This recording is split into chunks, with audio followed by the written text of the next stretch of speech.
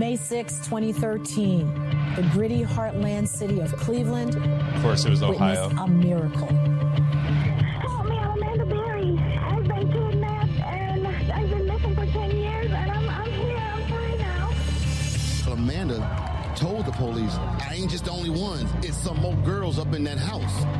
Gina and DeJesus returns here. She is indeed home. Michelle Knight was never on our radar at all. Police arrested who owns the home is 50. Their abductor, it turns out, was a deranged school bus driver. Oh. Welcome Shit. to the podcast. Yeah, I realized, you know what hot girls at a party and disabled parking spots have in common? What? Well, it's, I guess, just girls at a party. When you show up late, they're all gone. And when no one's looking, you just slip into the disabled one. Hello!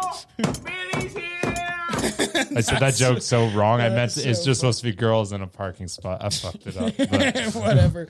All right, I let the punchline go before it got there. Hello, Billy's here. Devron, I actually like this fucking shit. Everyone just keeps buying me scotch and liquor for fucking Christmas, so fucking Cool. let's do it. I microdosed like 2 hours ago, so I'm not gonna be all fucked up. So And done. And that's the podcast. yes, literally. Welcome everybody to the show. We're going back to our roots, and it's just me and Billy on this podcast. Hi. You'll hear more of us coming this year. We have a lot of big things planned for this podcast. So welcome to the show. Welcome to the show. Hi, Billy is dressed like he's going on a date with a school teacher. I'm dressed nice, man. I got a nice dress shirt. I got dress pants. I got nice shoes. Shoes? I was doing a different job. I wasn't crawling around attics today. So welcome. We have yet to get into a big abduction case episode. As far as I know, we've only covered the girl in the box. And, I guess that was just more murders as the Watts. But, yeah, not really abducting. No, not really abducting. No. So let's get into it. Ariel Castro, a.k.a. the Monster of Cleveland, was... That's a sentence. They got a lot of them down there. The Monster of Cleveland? Well, Ohio is just apparently... Ohio's basically trending for being fucked up right now. Really? Is it? You never seen that? No. Like, okay, go to any TikTok, watch any video whatsoever that you even go, oh, wow, that person's dumb or that's fucked up. And the very first comment's going to be like, yep, go figure, Ohio. You know what I'm very happy that Cleveland brought us was Bone Thugs and Harmony. I'm pretty sure. I'm happy they brought me Brown. Brown? My name is Cleveland Brown. Oh, and I am fucking proud so to stupid. be. Oh, I want to show everybody on the video. Look at my... I can't believe you fucking bought that. Look at my mouse pad. It's Elvira, and she has like massive jugs, and I can rest my carpal tunnel wrist on it. Did you actually buy that from like the videos that they have? I kept seeing the ads. The ads were so dumb, man. It was like, do you work from home? Well, then you need this. As in like, oh, you can touch yourself as long as you're home. You can use this. It actually is extremely comfortable because your wrist sits right between her bosoms. It's fucking nice. Why don't you just get a real set of tits and put them there? Cut them off? It's like just like have like a girl like just lying there at all times. Pay her. That'd be a good idea. Just be like, you just have to lay here, and I'm just gonna like just for my carpal tunnel. Like wrist. some Clockwork Orange shit, where you fucking have like the ladies up on the fucking, you put your legs up on them. Yeah. You know, drink some milk or some shit. So yes, we are talking about Ariel Castro. Money right there. Yeah, I know. It very much is. And there's people out there, I'm sure, but if you use human beings as tables, you got to be rich. So or they have to be very broken. Yeah. He was a Puerto Rican. Yeah, Puerto Rican. He was ephonophilic and a herbophilic serial rapist. Ephonophilic. It must be just like what you would classify him as. I feel like you should have looked that up before you. Yeah, that was probably a good idea. Okay. Serial rapist, abductor, prisoner. Oh, he was a prisoner before? No, he was. He imprisoned people. Yeah, so he's an imprisoner. Imprisoner. All right. I guess. Prisoner? Whatever. Who tortured? I feel like that's purposefully confusing. Who tortured and raped 3 women in his Cleveland, Ohio home for nearly a decade. Damn. That's a long time. Yes. Like that's so much effort to like Yeah. to put into that. It's and crazy. like, could you imagine the level of anxiety of like any moment they might have slipped through? Like, And he would what, test what did them. these We'll rooms get, look we'll like? get into it. I got pictures of for all the other listeners, obviously we show a bunch of stuff usually now in every episode. This is him. This guy is a complete piece of shit, and we will talk about him. Oh my God, he looks like an actor. What the fuck actor is that? It's confusing me. Go back to his face. Piece of shit. What actor is that? That's going to come to me. He's He does kind of look like fuck, somebody. what's his name? Oh my God, that's the going movie to drive on me Netflix nuts. was pretty decent. Yeah, actually. he was in a movie and a TV show, but fuck. Well, me. this guy is He just a looks bus so driver. familiar.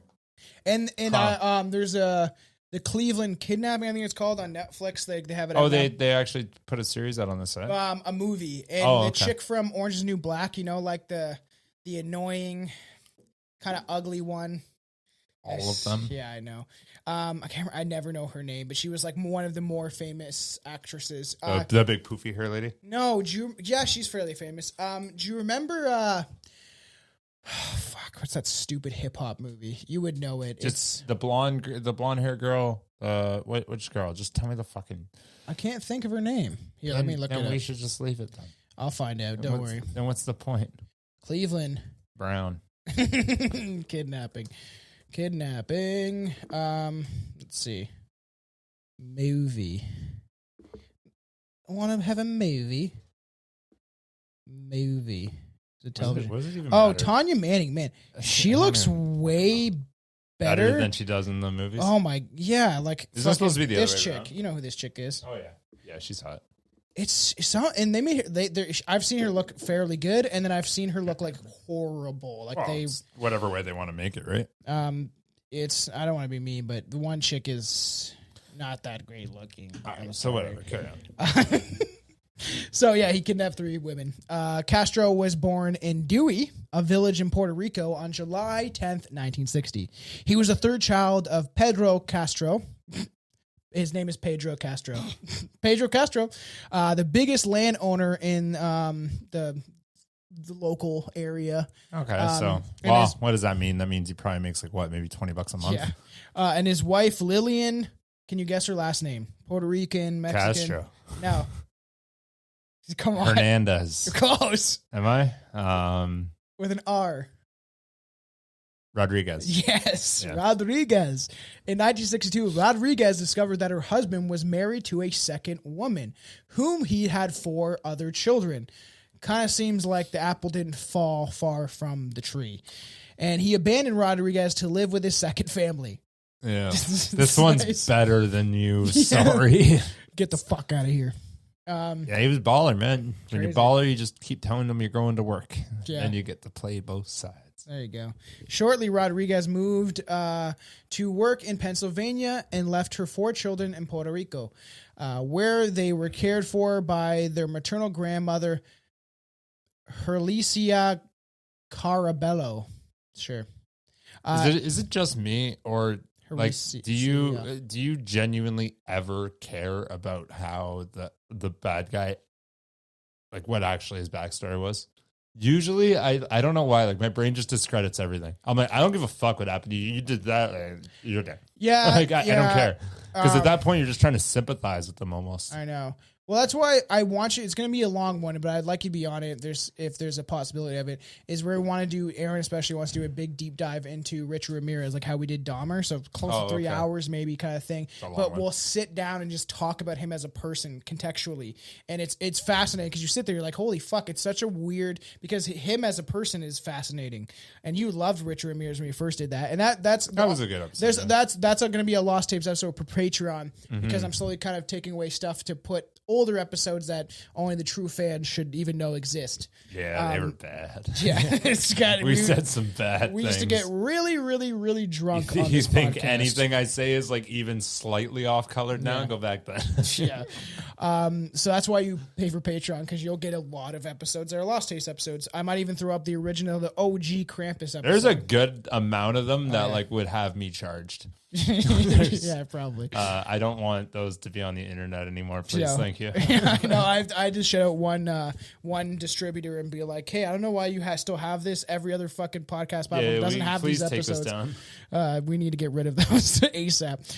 It was during that time that Castro, then 5 years old, was repeatedly fingered in the anus by a 9-year-old boy nicknamed Pucho. I got you, Pucho. I'm fucking sorry. Fingered in the anus. Maybe he was playing a laugh. game. See, that's what I'm saying. All these people, abusers abuse, right? That we see this all the time. That's why you have to go back in these people's past and understand why did they become the way that That's what I they mean, though. became. That's what I was actually kind of just saying, is I don't give a fuck. I literally have no fucking sweet care whatsoever what actually happened to you. I remember being fingered in your anus by an 11-year-old boy when you were 5. I feel like I would just punch him. It was 9. He was 9 and you were 5. Yeah. That's a game at that point. That's not even abuse. Yeah. They don't even know what the fuck they're doing. Just like, let's see. He's like, And I then- did this to the dog once and it bit me, so I'm going to do it to you now. And this is essentially, he would go on, and we'll get into it, essentially that he would always say that like he was molested. So when he was like raping these chicks, he'd be like, I was molested, so this is why I'm doing this. It's just like, no, you're a fucking scumbag, dude. What a weird thing to say too. Yeah. It shows in the movie, he's like cuddled up to the one chick, and and he's like, I was also molested. I understand what it's like to be hurt. And why are you doing it then? Mm-hmm. Abusers abuse, molesters molest. So, Castro never reported the abuse, and he developed an obsession with sex and a compulsion to masturbation from a young age. But who didn't? Oh, he got his cherry pop, man. He found out what it's like to fucking get a cherry pop. Yeah. Who didn't, man? Rodriguez returned to her children in 1966, and according to Castro, she was abusive, would insult him, and hit him daily with a belt, stick, or open hand. Okay. Yeah. I got a little smacking. Yeah. Didn't your mom throw fucking oranges at you? Like, honestly, like, if everything that my parents did, though, again, it was better than what their parents did. It was always like a little less, but they're like, oh, well, this is what happened to me. Yeah. Like, my mom used to get the horse whip to the fucking back. Yeah, that's what I got spanking so fucking hard that I couldn't sit down for 4 days because my ass was black. Did she use like the spoons, like the music instrument on your She ass? just has a fucking iron hand. I swear to God. And she wouldn't, it would be like 1, 2, 3, 4, 5, like for fucking 5 minutes. Just smack the fuck out And now of you. Billy goes around and tries to break into people's houses so he can smack them on the ass. He's called the spanker. So Castro's family immigrated to the U.S. and settled in Cleveland in 1970 following a visit from Castro's paternal uncle Cecil. Cece? Who cares? His uncle. His fucking uncle. Who opened a record shop there in 1969. His name is Cece. It's Cesi. Cece? Cece, senor. Probably. Cece, senor. Cece gave Castro a guitar, and he became a professional bass player, a career that combined with obviously different second jobs. He gave him a guitar and he realized he couldn't play it, so he started playing bass. yeah, it's true. And a lot of times, and we'll get into the story, and even what they show on the movie is every time stuff was happening or he was kidnapping chicks, he would just blare like mariachi music, like just his one CD. That's fucks. And just fucking like some Mexican music. And everyone's like, it's really loud, but I heard screaming, but there's like music. And it's just like, I don't know what's happening over there. It's crazy because the infamous house of where he kept them is just creepy now in retrospect when you lived across the street from him or you were next door to him. Fucking neighbor, 10 years. How 10 oblivious could you years. be? And there was people that saw women chained up in the backyard because he would like make the one like fucking help dig ditches, and then she'd be like, "Are you fucking helping me? Like, are you digging my grave and shit?" It gets fucked. So one woman was chained up in the backyard. All right, well, I guess we're getting to that point. Yes. So carry on. In 1980, Castro dated his 17-year-old Puerto Rican neighbor, Nilda. His neighbor. Farrago. Why do we always gotta put the names? Just because fuck it. it's part of the thing and the experience. You gotta give these people's names and faces, or they're just. Well, it's worse if we can't pronounce it. Nilda. His neighbor. Nalda. Sounds like his neighbor. Nalda. Nalda Farigo also was forced to take her into his care by her family after she lost his virginity to him. Ooh. So after he fucked her at Castro, she's 17, and then they had to bring her. She had to live with them. You know what's crazy? I fucking was addicted to vaping for a long time. I haven't vaped in like a month thanks to fucking mushrooms.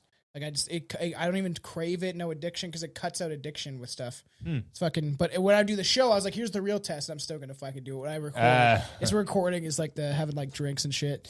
I have scotch. Did anyone say anything? I have scotch. I'm not gonna tell you what kind of scotch, but it's delicious scotch. You did already say what kind of scotch. God damn it. You had a whole segment on it, actually. You forgot because you're microdosing. Yeah, it's true. So when Nalda gave birth to her first child in 1981, Castro behavior changed radically, and he became controlling and abusive. I always wonder if it's just because, like, are they scared to become fathers because they know that they were hurt or something? You know what I mean? Like, Nah, they're just fucked. Yeah, maybe that's true. I think they're just fucked. He would force her to stay at home, and he would select the places she could go to shop and even the programs that she could watch on TV, beating her whenever she strayed from his instructions. What are you laughing at? You're not allowed to watch Too Hot to Handle. They're too hot to handle. Did you watch that show? You put on Barney. It's crazy because, like, I such an off-topic thing, but I used to, like, I fucking jerked off to the Juicy video by Beyonce and shit like that when I was like a kid, whatever. Like, I thought you were like just straight admitting something super recent. No. When I was You're like, yeah, you know what? The other day I was rewatching. Fuck. And anything would like get you hard because like you see like Kylie Minogue video or some shit like that. Oh, my favorite was the Sears catalogs. Yeah, those are my favorite. Me, you, and Mitch, and also they're good. They're good catalogs. Aaron, I think, also said that you guys opened up Sears. You opened up pornography to minors. That's true. So many people I've talked to, like they didn't need that many pages of underwear models. Yeah, they did not need that. No. Like that was clearly just there. Why is it always in your bathroom? Anyways, so weird. I just like to shop while I'm pooping. It's so weird. But like, I just couldn't imagine the generation growing up today where they have Netflix and stuff like that, where your parents give you access to it where you're like, 11, 12, whatever. And then you have shows like Too Hot to Handle where it's just extremely sexy people wearing nothing. And then you're like, I'm confused. Do I like men or women or what is this? Like, they're all very good chop looking. Off your fucking dick. So he would beat her if she fucking didn't listen to him. Essentially, the violence escalated over time, with Castro often breaking her fucking bones. And fuck, that's sad. Only allowing her to go to the hospital after she swore she wouldn't report it to the police. So he already was an abusive person. Oh, because you got fingered in your anus when you were fucking 5? Get over it, bud. That's a fucking pop cherry, dude. You're fine. You liked it. Some people would have liked it. Oh, that's not a good. No, it's not. That's good. not a good thing. Well, we'll talk about it, but we'll play some videos later of this guy's sick and is a fucking idiot and doesn't take account of his actions. Okay. Kind of like fucking every goddamn politician. Castro beat this woman, Nalda, whatever, in the presence of her brother, and he was arrested. But when he was released, she refused to press charges, which is... You get scared, man. Like, I've seen that a lot of times. Like, it's kind of crazy to think about it. Like, from an outsider perspective, it looks fucked up, but like they actually are like scared enough that they're like, for some reason, he's going to somehow get out. And you know what? That fucking happened to, that happened in Paris, actually. My mom sold Avon for, I don't know, maybe like 2 months.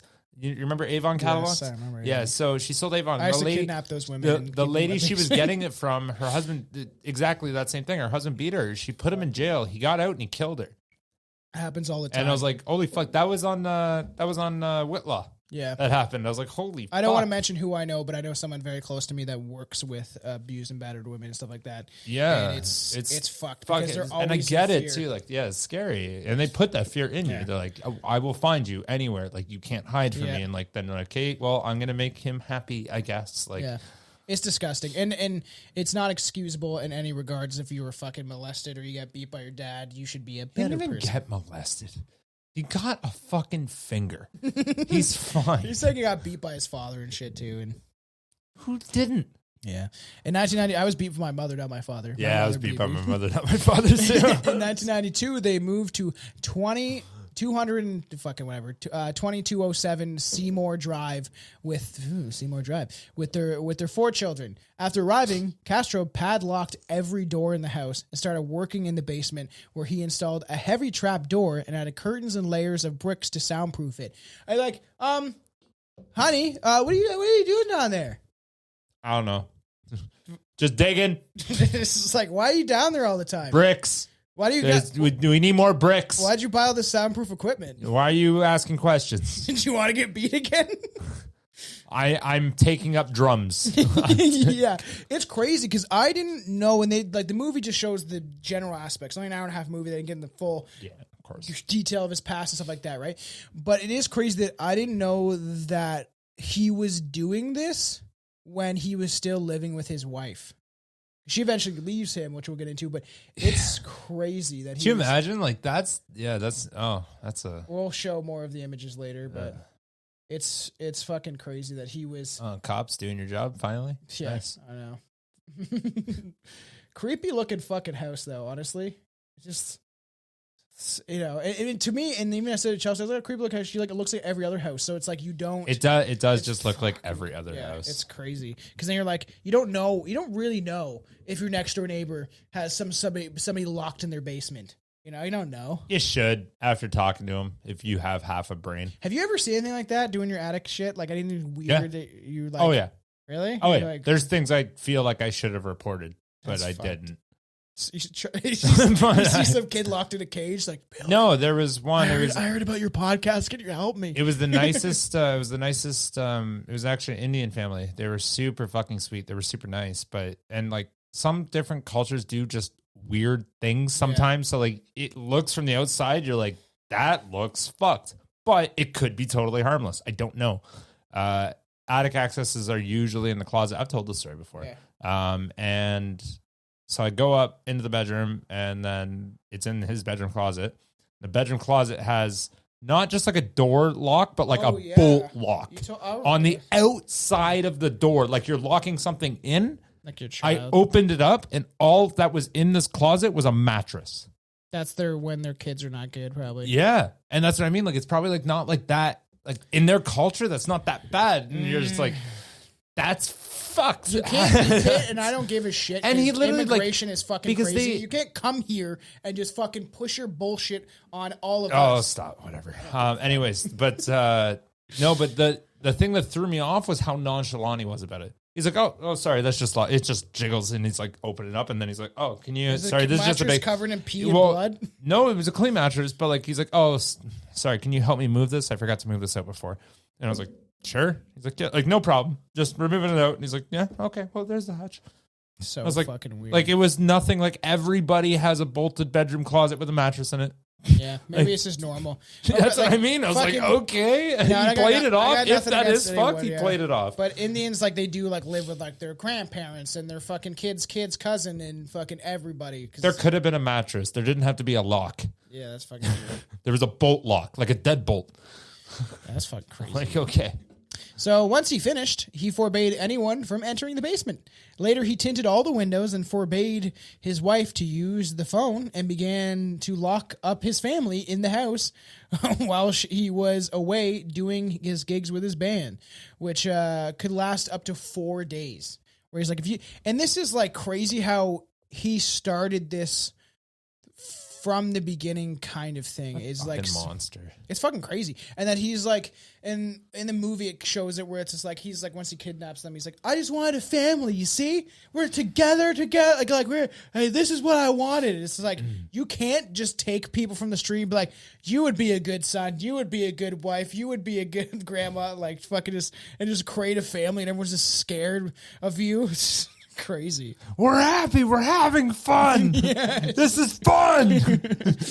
Fucking nuts. And then so Naldia, became pregnant for the fifth time, and Castro, not wishing to have more children, unsuccessfully tried to induce a miscarriage by punching her and kicking her in the belly. Fun stuff. That's how it's just gonna get dark. Was the kid retarded when it got born? I don't know. It came out. Oh fuck! I can't say that word anymore. Sorry. I don't give a shit. Was man. the kid not intelligent when it came out? Like, it is crazy because did the kid have more chromosomes than normal? I've told you about that story about this chick. I'm not gonna name her. She has like fucking 5 fucking kids now, which is funny. But it was one of the chicks I dated when I was growing up, and she was pregnant at like 13 or 12, probably 13, and then she would tell my friends to punch her in the stomach. And like to kill the baby because she didn't want to go for an abortion because she was also poor. I went to her house one time and I don't think she's ever going to listen to this, but her like stepdad said he was a Crip and he was missing an arm. And for a long time, the bones were just taken out of his arm and he didn't get it amputated for some fucking reason. So his arm would just dangle. It was fucking weird. And then eventually got taken off and there was like M&M posters everywhere. He said he was a Crip in Brantford. Like, I'm a white Crip. I'm like, yeah, sure you are, bud. And then, I remember going there and they had they had like just cooked tomatoes in like just soup pasta. It was disgusting. And they're very poor environment, like from a bad, unstable home.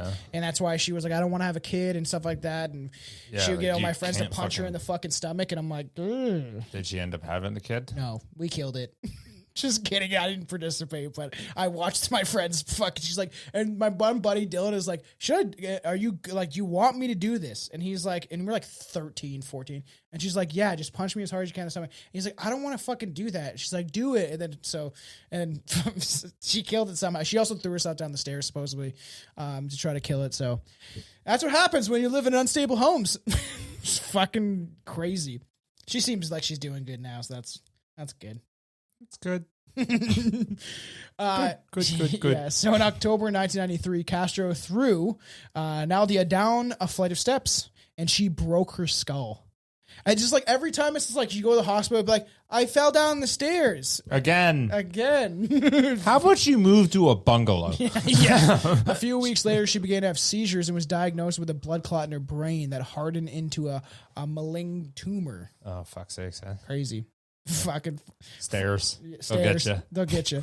On December 26th, Castro came home drunk and attacked her again. Jesus, his 12-year-old son, Ariel Jr., because his name is Ariel Castro, and it's spelled the same way as Ariel from The Little Mermaid. Okay. Get it? Yeah. Ariel Jr. ran out to get help, and Castro ran after him.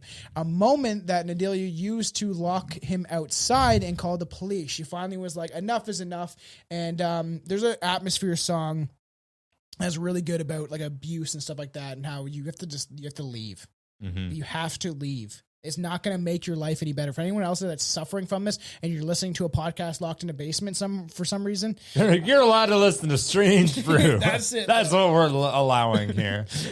I don't want to spawn fuck. that. It's just like that Jeffrey Dahmer meme where he's like, the TV's on and he's got the knife out and it's like, you gotta watch this, and it's just like Strange Brew podcast. It's like the one really like, they're funny. I don't find them that funny, but they are. You're gonna laugh. I'm gonna make you laugh. The officers found so it's crazy, and the officers found him pounding on the front door and arrested him after Castro fled. So he's like booked it out of there, and they finally got him. She was called to testify before a grand jury in February 1994, but Castro, having been released on $25,000 bail, reached her moments before she got in the building and threatened to kill her and the children if she said anything. Just before, and Canada is becoming like this because fuckface seems to want to release so many dangerous criminals out into the streets. Where you have that Amber Alert, where it's like fucking 2 people around your neighborhood, and it was like way far away, but they put out the fucking. It's like 100-kilometer radius. Yeah, they're doing it for everybody. You know what does suck though, and like I can't help but think half of them are garbage. Those Amber Alerts, in a sense they are. Do you realize like probably a good 90% of all the ones we get are the mother calling it because the father has the daughter. Get this. And I'm like, I understand there are situations like that, but I can't help but think that like a lot of the time they're just like, he's just like, no, fuck you. Like you're fucked up. Like I'm making sure she's safe. Probably aren't true. To pay attention to Amber Alerts, right? Most of them are a foreign name. And most of it is a male with some sort of younger occupant or whatever, like a kid, right? Oh, it's his kid. Yeah, usually. Yeah. And they're usually foreign names. You No, never not see all the like time. James Smith. No, I do see a lot of I've white never names. seen that. And there's a conspiracy, essentially. The woman that created the Amber Alert thing was supposed to be connected to the Clintons in child trafficking. And the Clintons supposed to be put hush money and got her out of jail and stuff like that. I could be phrasing this in a different way, but that's essentially what I heard. You said the Amber Alert lady got thrown in jail? You just said? Yeah.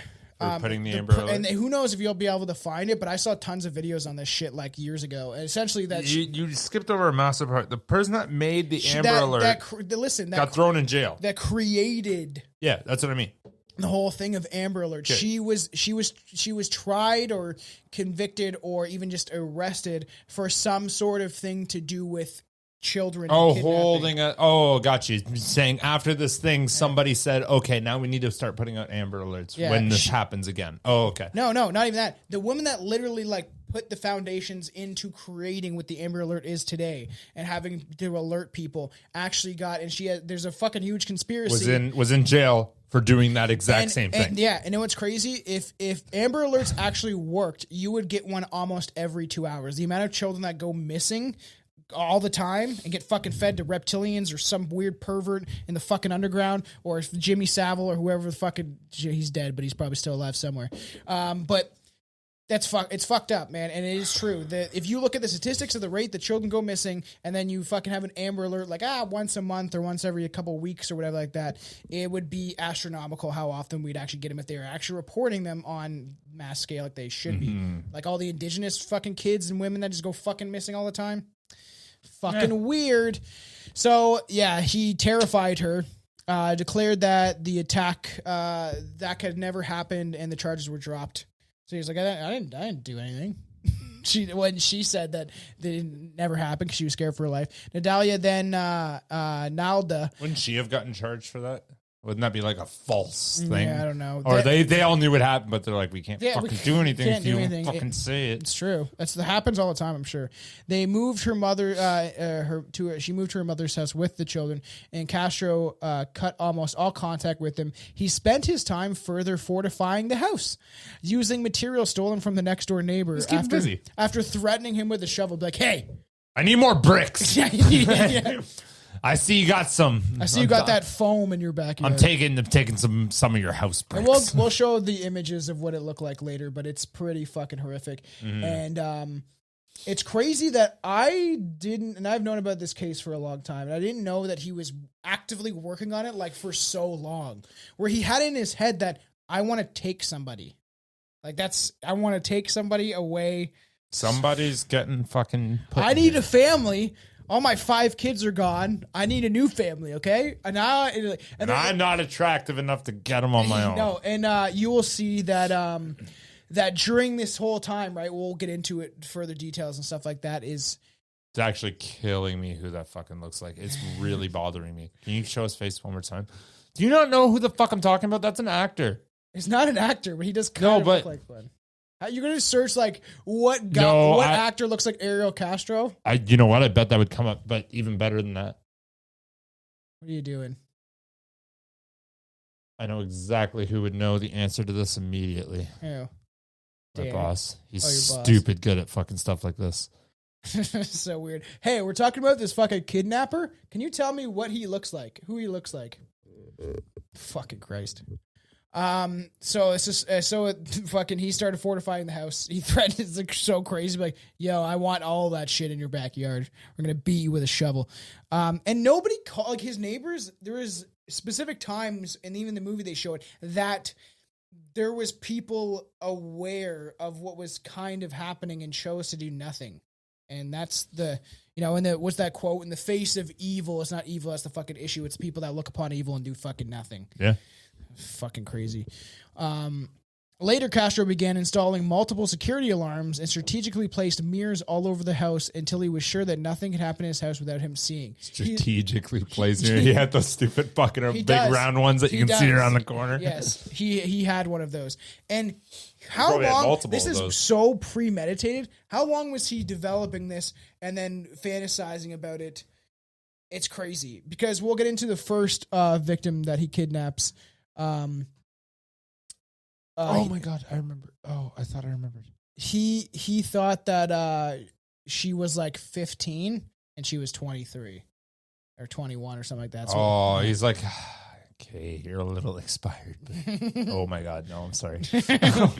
I'm trying. I'm just trying to make light. I don't mean what I say. It's so big. I don't. We literally put it in our description. It's not for the faint of heart or easily offended. So get over yourselves. I know, but they're still alive, so it feels wrong. Yeah. Later, Castro, he began installing all this stuff while taking, I guess, so she had brain surgery, his ex-wife. Okay. She Well, began fucking dating a security guard, Fernando Colon. Oh, probably like that. She's like, you have a gun? Or any sort of weapon? Sure. He's like, my hands are my weapons. You're He's like, sir, Paul it's Blart. officer. It's barely sir. You're a security guard. No. Castro learned of their relationship when one of his daughters called him from Fernando's home, and he became furious. It's funny how they all run in packs, eh? Oh, he texted me back. Is he like, that's Ariel Castro? Oh, it's the fucking, I knew it. The guy from fucking Breaking Bad. Not Heisenberg, but the other guy that makes meth. That does not look. Yes, it fucking does. And that's exactly what he said too. That's exactly who I was Is it with the pinpointing. bell guy? Oh, whatever. We're not doing this. Oh my God. What's his name? I'm going to pull up a fucking picture of him. Okay. So then he figured out, right, and he became furious. He called Fernando, claiming that Naldia was his wife and that he had stolen her from him. But Fernando reminded Castro that they were never married in the fucking first place. It's like, come on, buddy. Get out of here. All right? All right? Later, Castro saw Fernando taking his children to school and attempted to run him over with his car. Okay. Isn't that crazy? This guy's like a lunatic, and this is why people like him need to be in jail. Yes. Look at this. Are you fucking kidding me? Stop screaming at me. Are you telling me that doesn't look like him? Oh, it does. Oh, it does, kind of, yeah. Are you fucking serious? Oh, that guy. Here, Yeah. let me show your stupid phone. Oh my God, man. I can see it like a white version. This guy. You can scroll. Gail, yeah. Oh my God, that was bothering me. Holy shit. But he goes fucking, his first guess was Jack Nicholson. So, fucking files. Supposedly, Fernando did dodge him, and Fernando filed charges against Castro, but they were dropped due to lack of evidence. Be like, I couldn't get a picture. He was trying to hit me with his car. It is crazy how these people go under the radar for so long. And the same thing was happening, sorry to bring up how shitty Canada is, and hopefully this ages well and Canada becomes better. But probably won't. Probably will get a lot worse, but essentially because we're trying to crack down on guns, obviously totalitarianism, that's what they want. They want to take away all our guns so they can inflict more pain onto the population. But that they're releasing, someone will get arrested for a crime, they'll release them on bail, some sort of assault, aggravated bullshit, blah, blah, blah, and they'll get released the same day, a day after, 3 days after, a week later, and then they will go to the same fucking thing. It's happened numerous times in this year alone in Canada. Yeah. It's so fucking crazy. So in 1997, she finally got full custody of the children, and Castro was deprived with only visitational rights. Good. You don't deserve to have kids, you fucking piece of shit. How the fuck did he even get visitational rights? I know. So, let's get into the abductions, the capture, and what leads up to all this crazy shit. You know what's funny? If the roles were completely reversed, he would still have fucking full custody. If it was the woman that was hitting, she'd still fucking have full custody of the children. So fucking nuts, man. So nuts. So you better shut up. I've gone this far. I don't know what I'm capable of. I don't know how he talks. I imagine he talks. I don't know how he talks. You better shut up, okay? I've gone this far. I don't know what I'm capable of. We need to listen. We need to shut the fuck up. He actually spoke with it. He doesn't have an accent. Or I will kill you. What are you, fucking Ahmed? Ahmed, that's exactly what I was going for. Kill you. After his family left, Castro became interested in BDSM, Billy's favorite pastime fucking sport. I'll take the over. You don't even Would know you what rather? that means. No. Would you rather? Okay, because Billy's single now. Would you rather are you a vanilla guy? Anton would call us vanilla for sure. Or like. Of course, Anton would call us vanilla. I know. Yeah, sticking fist up his ass. I'm not saying that he does that, just so people are aware. Are you calling us white? Is that what you're asking me? Vanilla, in the sack. I'm good with some good doggy style. Oh, or do you need someone I work with? He might eventually come on the show. I think you'd like him. He's funny, and I like the dude. And he loves true crime stuff. And he's he's seeing this old she's about 10 years older than him, older woman. He's single, whatever. I'm like, good for you, bud. Live your life. But he's she's kind of like a lights off. Under the sheets kind of girl, and he's just look, I'm gonna enjoy myself as long as she's enjoying herself. Okay, that's literally whatever you want me, I'll do it. Billy I'm sounds good. like a serial killer. I'm a very selfless lover. That's what that Billy's is. Whatever you want, that's what you like. Cool. That's what I'm into too. I fucked you for 5 hours. I didn't come, but if you came, that's all that matters. Oh no, I gotta come eventually. But after I come, I'll keep going if she hasn't yet. But do you like it nice vanilla, or would you get into some BDSM shit? If a chick wants you to strap her to a bed and fucking paddle her ass, I do it. Yeah, I do whatever the fuck's gonna make you come. I'm gonna do. Okay. What about if she gapes open her vagina and shove pine cones in it? No, I'm not. You know what? I didn't tell you yet. So you know what? Me and somebody did that. No. I've mentioned it before, and I'm fucking. It's a huge podcast. I would give a fuck, but you love Tom Segura. I know you do. Mm-hmm. We rented his Christmas. Off topic a little bit. We rented his Christmas live special. I'm traumatized. He showed videos of this woman gaping up her vagina and putting fucking pine needles into her vagina. They show horrific stuff. Bobby Lee was there, and Bobby Lee's like, I don't know what the fuck is wrong with you. He's and he was mortified, and we were just trying to watch Bobby Lee's thing, but Chelsea's like, don't look, because she was even looking more than I was, and I looked on the screen, there's a knife in a vagina. They were showing the most fucking horrific shit, and I can't get over it. I've said 3 times on the podcast of who does this? And Aaron's maybe he's just doing it to be edgy, because I'm it was fucked up. I will never rent another live. And then I read comments of the people afterwards on Instagram, and the heavy section was really heavy, and that. I'm who enjoys this? Who enjoys and will sit there and be yeah, I like this. This makes me laugh. Looks good. So fucked. Some of the most horrific shit. There was a guy that was a guy. Hey, actually, he's successful now. Guess why? He got me to talk about. You're talking about exactly. it. Exactly. There was a guy, and they have people send them. They don't have to look for any of this shit. People send them tons of fucked up shit like this. And there was a guy that took fucking Christmas lights, the big one with the bulbs on it, and he put it deep into his foreskin, and it was coming well. Isn't that fucked up, dude? So crazy. I don't know why people are into that shit. And Anton's always don't kink shame. I was you fucking weird shit. And you were I don't get it, man. Those people are broken. You are broken human beings. If you if you're broken, if you like to fucking shove pine cones or whatever in if you put a knife in your vagina, that's a necro song. I've only heard that from necro songs. That's a necro song has put a knife in your vagina and you slice up inside it. Yeah, and blood lubrication make it easy sliding up. That's one of the lines. Yeah, it's fucked up. Period. I've had Mr. Hyde in the podcast. I've talked to have Mr. Hyde back on, but I would love to get Necro on the show. He wanted me to get him TikTok followers, and then his account got banned. He's like, you got 30,000 followers. Help me get fucking thing. And I did a video for him, and then he got banned. And I was like, you got banned, man. I can't help you, man. You're done. You're done, son. So he became interested in BDSM, developed the fantasy of holding a teenage girl in his home as a slave.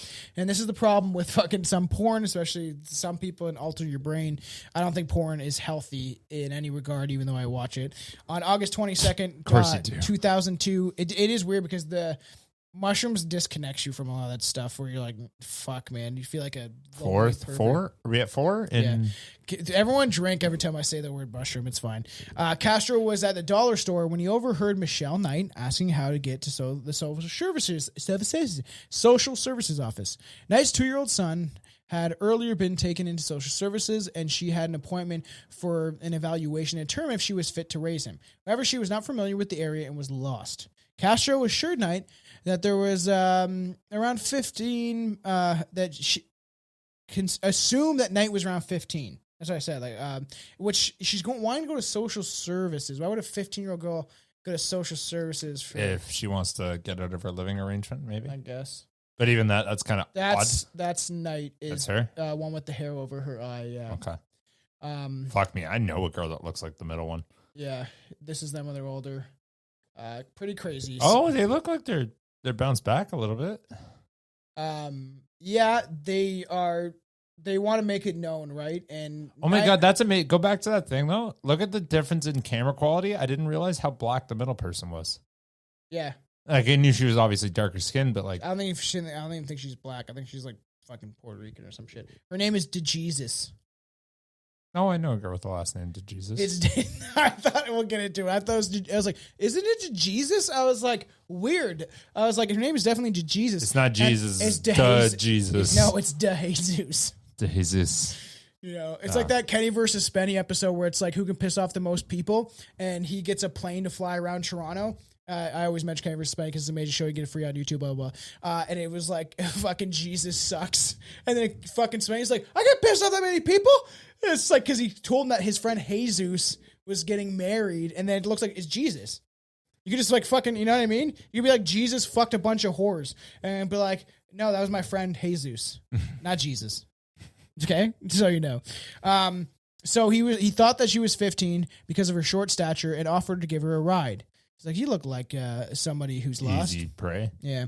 Fuck, that's so fucked. She trusted him because her daughter, Emily, was her friend. His daughter was her friend. Like, though she had not met him in person before.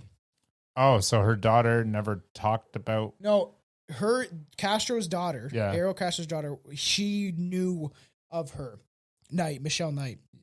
Knew of her and like talked to her and were kind of friends. Yeah, that's what I mean. It's amazing so that if you're kind of friends that you don't talk about, like if you're friends with someone that kind of know. Well, they're like maybe she doesn't want to talk about her dad and her fucking psycho dad. I don't know. In the car, Castro had a sign advertising puppies for sale.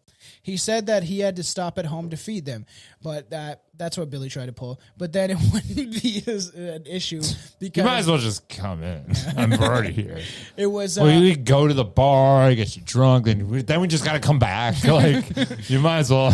It was a way to social services. He's on the way to social services, is what he said. And later he convinced Michelle Knight to get in the house by offering her a free puppy. And then he imprisoned her. And because she was an adult, the police didn't really. They thought that she had left voluntarily and put little effort into finding her. Yeah, and that's kind of that's what that is, though, right? Like, gotta love the cops. Well, it's not necessarily their fault, man. Like you got to set a certain set of guidelines. If you followed every single lead that was out there ever, like nothing would get solved. They have everybody be running rampant after serial killer slide through their fucking fingers. Well, I understand, but again, what are you gonna do? There's a difference. So you either spend all of this time and money trying to look for somebody that you think might be doing this, or you get an immediate 911 call of a drunk driver on the fucking road about to kill somebody. And you're like, okay, well, that's where that attention's going. Or send 5 cops to barricade a mentally handicapped person, because I've seen that done. You know Mike on a Bike? Famous Mike on a Bike. Everyone knows this guy. What happened with Mike on the Bike? When I used to work in a bar, and this is like how bad. What happened? Okay, what timeline is this? When I was working in Brantford or after? When I was working at Piston Broke. So that's before I started working at Wacky Wings. Yeah, and Mike he just swore. And he's just kind of swearing, and we're like, hey, you need to leave kind of shit. And then they called the cops on him, and 7 5 or 6 cops surrounded him. I was outside smoking, and I was like, I wanted to say something, I didn't, because they'll fucking beat my skull. Mike's not all there, guys. He's harmless, mentally like a handicapped dude that rides on a bike. Everyone knows him in the city. It's called Mike on the Bike. And they surrounded him. You know what he used to do? This is a funny story. I was actually super impressed. So Wacky Wings had a club side at nighttime, like in the arcade. Super cool idea, by the way. Yeah. But anyways, I was bartending there, sorry. and Mike would always come in every Friday, Saturday night when we have like live DJs, and like it turned into like a club. Yeah. And this guy would stand in the corner of the bar. I swear to fucking God, not miss a beat for like a solid 3 hours and just go.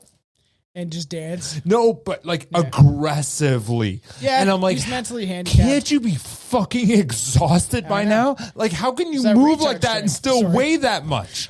He's a very nice guy, and he would go the first time. Does that not baffle? Is that crazy. not a crazy It's fucking because their story? mind doesn't work the same. No, but no fat went off him. He's I know. still huge. They had to. His family had to send out a letter to be like, stop feeding him, because he would show up at restaurants and just ask for food. And the first time I met him, we were like, I used to film. Dude, always get food. Everyone just fed him. It was so wholesome. Yeah, and he's a nice guy. And the first time I met him, we were at this old mall that me and Billy know of, and he was at the door, and he would just say hello to everyone that entered the door. Wouldn't let anyone pass without saying hello to them. And we were like, what's wrong with this guy? And we didn't know who he was or anything, right? We're like 12 years old. Yeah. And it's just like, we were just like laughing. It's just like, you don't fucking know when you're that young, and you don't know. This guy made a name for himself just riding around on his bike, getting free food from every restaurant He got so down. big. And Yeah. like, he was, it's like, you're going to kill him. You love him. I know you want to give him food, but you're going to kill him. But like, he danced like that for 3. That's an intense workout. Dude, I can't do that for 20 minutes. I know. He did it like not cigarettes? Missing a fucking beat. I haven't smoked in fucking months. But anyways, no, 3 hours, dude. Seriously.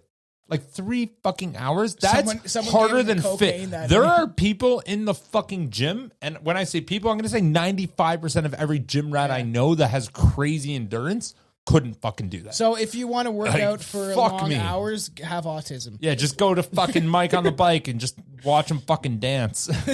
So off topic, but I don't know how that came up, but this is Trade True Podcast is what we do. So pretty crazy. He offered her, and then he like essentially imprisons her. Just like shoves her in and fucking, and it's crazy because according to the movie, he like strapped her up, okay? Like hog-tied, okay? Okay. Like hands behind the back, feet behind the back, connected together, and then strung her up, like, and had her like lay there pissing herself, shitting herself, whatever. Fucking pretty horrible shit, and she could see like out the window and see people, and so fucked up, man. Well, it was tinted. Couldn't see It in. was in the basement yet. She was upstairs, at least in the movies, what the movie shown, and so I feel like they might have exaggerated a part or two. For sure. That definitely saying that like it was like people just saw that happening and no one said nobody anything. could see really in the window because it's so high up. But she like saw people and was like, because he would shove her fucking a sock in her mouth. So she was bound. Top floor, eh? Shit. So fucking crazy. And Castro taunted Knight multiple times after. About how nobody cared that she went missing. He even tried to use the fact that as a part of his defense in his trial. It's like, nobody cared about her. Nobody cared, okay? I took her. I gave her a home. I chained her up. I fucking fucked her. I bet her. Yes, like She didn't have to pay for bills no more. She was paying bills before. So bad. Bro. Living here rent free. That's how this guy's a fucking piece of shit. Could Castro, you imagine having that mentality and like thoroughly believing it? Like going like, no, like that's a good, like you're walking into the courtroom feeling good. You're like, that's a fucking good argument. You're like, he would do things like strap her to the thing. He would put like a fucking helmet on her head, like a bike helmet, so she wouldn't say anything. Like it's fucked. And then so Castro's next abduction took place on April 21st, day after Hitler's birthday, 2003. The victim was Amanda Berry. How far was between the first one and the second one? When the first one happened, sorry? So when 2002. So about a year later, August. And then so okay, so close to a year later, yeah. Castro next took Amanda you got bored Berry. in like 6 to 8 months, yeah. Yeah. And Fuck. and we'll get into it, but according to him, right, we'll get into it later. There's some crazy shit coming.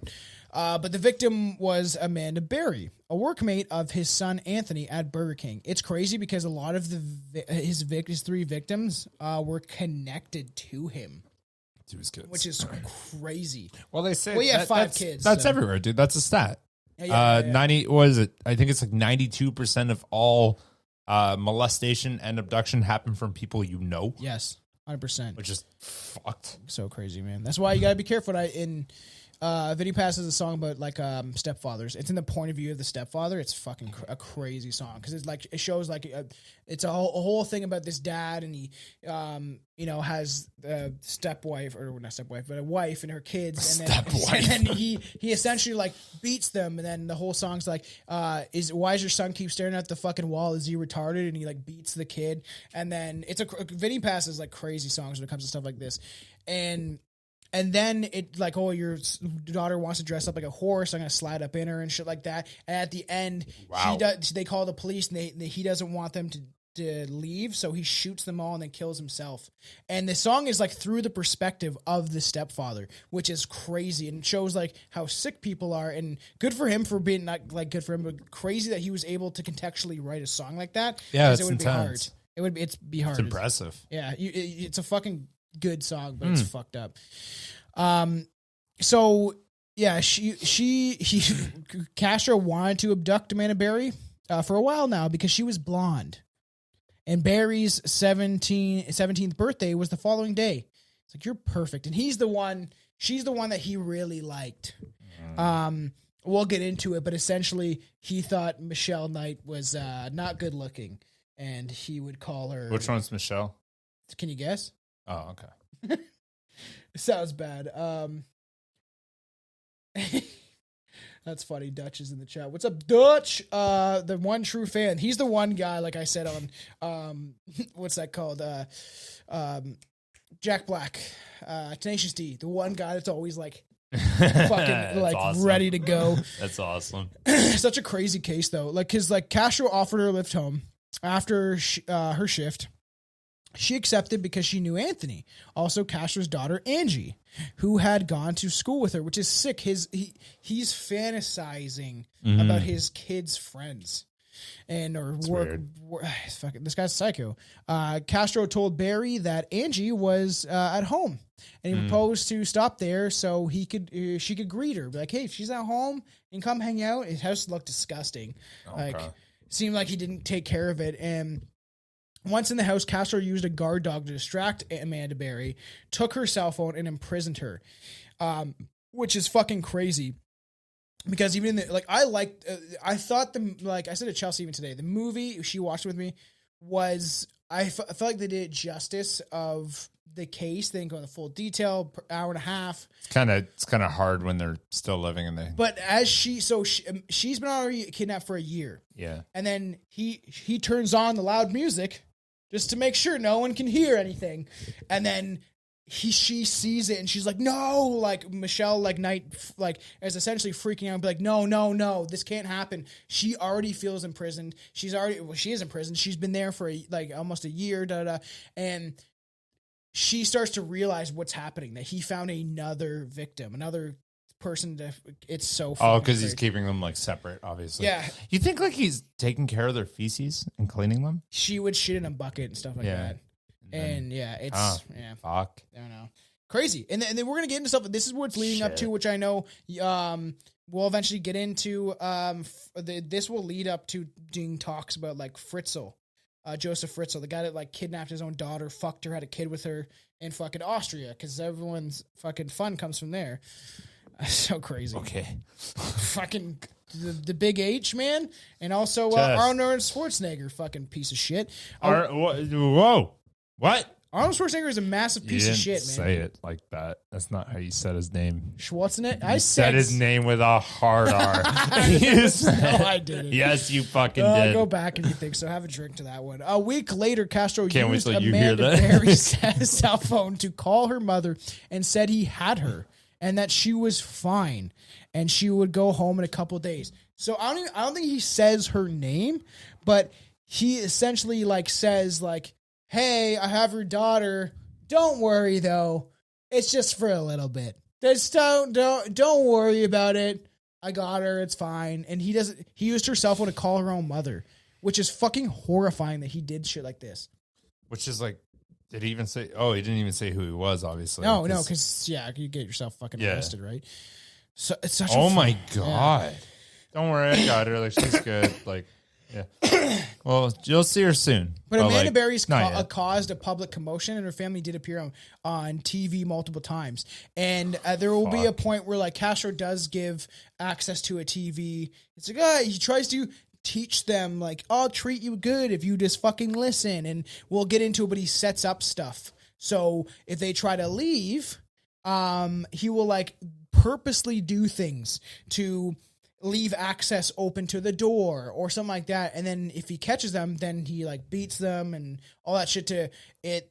Leave the door open unchained and just sit around the corner staring. Yes. That's psychologically will break somebody down, right? Yeah. Because that's how you have Stockholm syndrome. Yeah. Is people that like, and me and Juan actually talked about that, where it's this idea that they became like, they felt for their captives. Essentially, It's so crazy.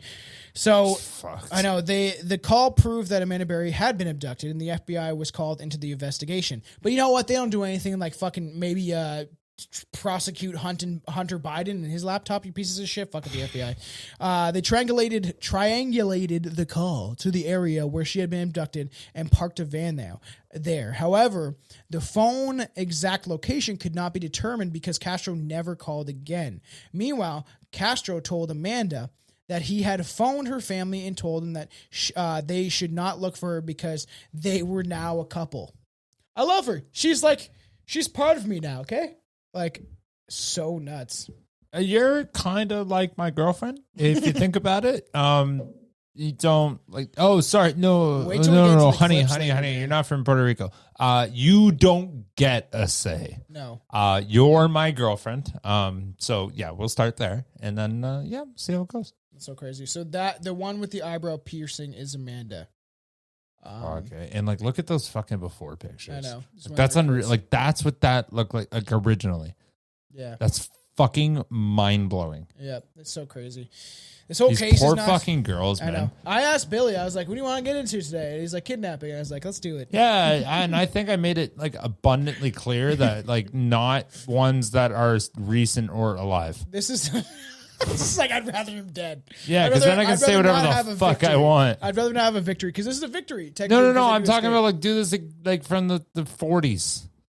Or the 50s. This is never going to happen. We're going to be talking about fucking shit and it's going to get more. Or they actually died. It could be from like 10 years ago and they died and like nobody cares anymore because they don't have family around here. And then I can make jokes. But like, this is fucked. This is another Watts family fucking murder all over again. This was 10 years ago. It's fine. Or fucking 20 years or whatever. It's such a decade ago. Get over On April 2nd, 2004, Castro's youngest daughter, Arlene, left school with her best friend, Gina DeJesus. See, Gina DeJesus. It's Gina DeJesus. But wouldn't it be better if it was Gina DeJesus? Sounds better. I'm so happy we had this conversation. There's fucking actually a girl I know that has that last name, and I don't think I've ever said her last name to her. And if I ever do, I want to know how to. Can you say DeJesus to her? You could be like, hey, DeJesus. You know, everybody does that. That is the corniest joke. That joke to somebody with that name is going to be as bad as like, oh, is it free? There was no price tag on it. Yeah, so stupid. Did Jesus' father, Gina, father was a former schoolmate of Castro. It is fucking crazy. Jesus. That how connected. Jesus. Yeah. How connected all of the people were around him. It's not like, and we're going to get into some disturbing case on this podcast. I want to talk about things like Holly Jones and Tori Stafford. Are they dead? Oh my God, Story Stafford. I remember that one. Yeah, that's in Woodstock. Yo, that was super recent. I was alive for that. Yes. I remember when that happened. That was what, like 10, 15 years ago? That's eventually going to come on the podcast. That's going to be dark as fuck. And because I work in that city and it was like crazy. That was how long ago? That was probably about 15 years ago, Yeah. We were teenagers when it happened. Yeah. Was I like Tori Stafford? That was like Swish LA. Yeah. Time. Yeah. That wasn't that. That was like 10 years ago. And that's what I'm saying. There's gonna be disturbing stuff, and I'm like, it's not that's always gonna be jokes and stuff like that. But I love true crime, and I want to dive into these cases because it's fucking crazy. And it's bad too. If you're still listening at this point, I just deal with things with jokes. Yeah, I just like to, and they're probably not that. the best, but like if I'm uncomfortable, I say something stupid. Yeah, that's and people understand. You deal with things through humor. People that were in the Holocaust, the Jews that were in the fucking concentration camps and stuff like that would use humor because they were like, I have nothing else, right? I have to like try to make light of these dark situations. You're talking about I can't even. I almost no, I can't. Okay. I can't. What do happened to that us one. being, I can't do not that for one. the easily offended? No, but that was. What were you gonna say? Just say it. I was gonna be like, oh, the mistakes. What? Like they should have died, but they didn't. Oh my god! Yeah, that's why I said I didn't want to say it. It was an intrusive thought that you made me say. It's like the fucking guy I work with. So fucking Castro. Yeah, so it's so crazy. She was related to Tito. I want to say DeJesus, but it's Tito DeJesus. Yep. Tito, the leader of Castro's band. He kidnapped. That's fucking crazy, man. His daughter. That's nuts. Crazy as fuck, man. That he it didn't specify that in the movie by any means. It's because I just watched it. It's fresh in my mind, right? Yeah. It's crazy because the band would come to his house to play and practice. When his own daughter was there, that fucking he didn't know. Crazy, man. Well, he must have had enough bricks. The two eventually split, though. Wonder why. Arlene went to Fernando's workplace so he could drive her home while Gina DeJesus walked to her house. Meanwhile, Castro left with the intention to pick Arlene up after school. He spotted both girls and waited for them to split. Once they did, he pulled up next to DeJesus. Fuck, I want to keep saying that. DeJesus, Gina DeJesus, telling her that he was looking for Arlene. I need to find her. He needed to find her to help her.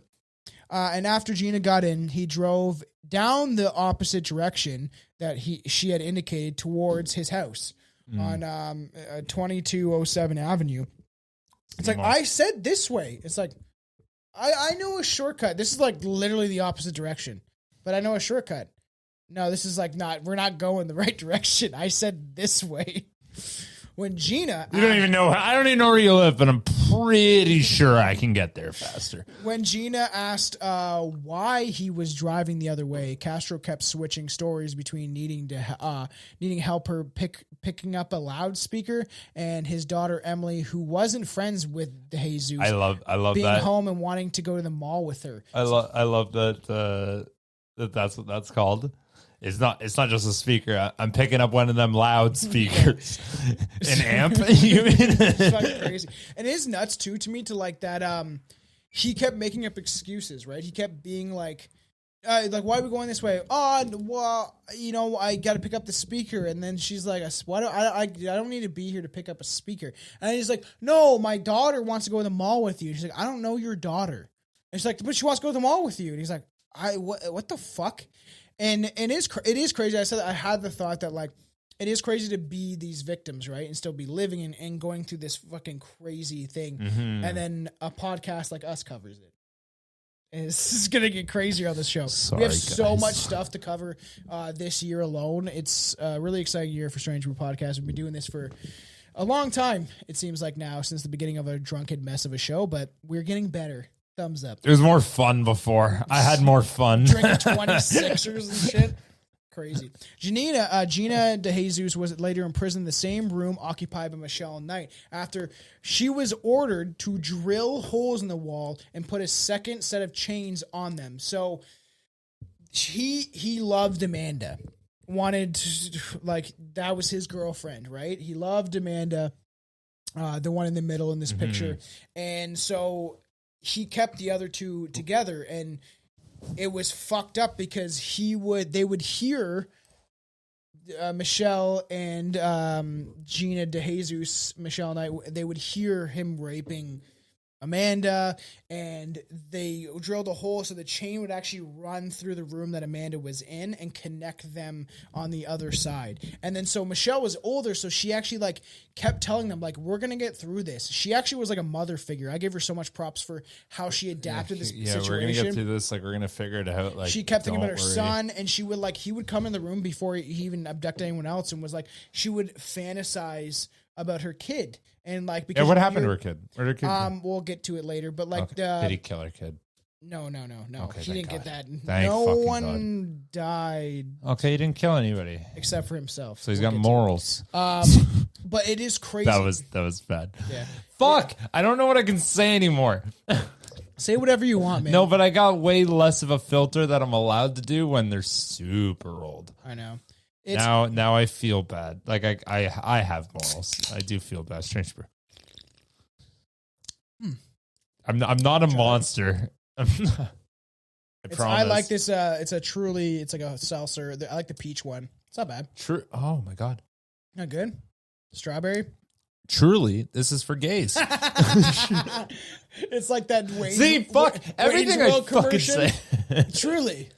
Truly, it's delicious. I can't stop. Oh my god! Every time I see those, those they're not bubblies, but they're called ahas. You see those? Every Sometimes we have single them for time I open somebody's fridge and one of those are in, I go ah. Aha! They're like, what? And I'm like, oh, just this. So stupid. I can't stop. So dumb. This chick I was like dating, she like knocked on her fridge all the time. And I was like, why are you knocking on your fridge? And she's like, case "What? of salad dressing." dressing. So stupid. I'm gonna do that. It is crazy because like the movie does like show the depictions like well the truth to it that Michelle was trying to protect them to an extent, and there was even times where she'd be like, no, rape me, like I will give you sexy time. And then we'll get later on where fucking Ariel Castro thought that He actually liked him. yeah, in some ways, right? So despite Michelle Knight figuring right away that he had abducted Gina, of whose disappearance she had learned about on television, because he's like, look what I got you guys. I got you a television. People can read your text messages, you know that? There's no fucking way. Do you know that, we'll get into this in the conspiracy episode, but they supposedly they legitimately have technology. They had this in the 80s or whatever too. They could read 90s, 2000s. They could read, like if you're holding a piece of paper, they could use a satellite to like zoom in and read what you had if you were just like staying on the street. And now I would love for someone to put that much effort in for someone to read a text from my boss that said, Gail, that's his name. I swear to God, he rode behind me on Huntington Beach the other day. It's fucking weird. So supposedly, right, they actually have technology, and we'll get into this on fucking conspiracy episodes.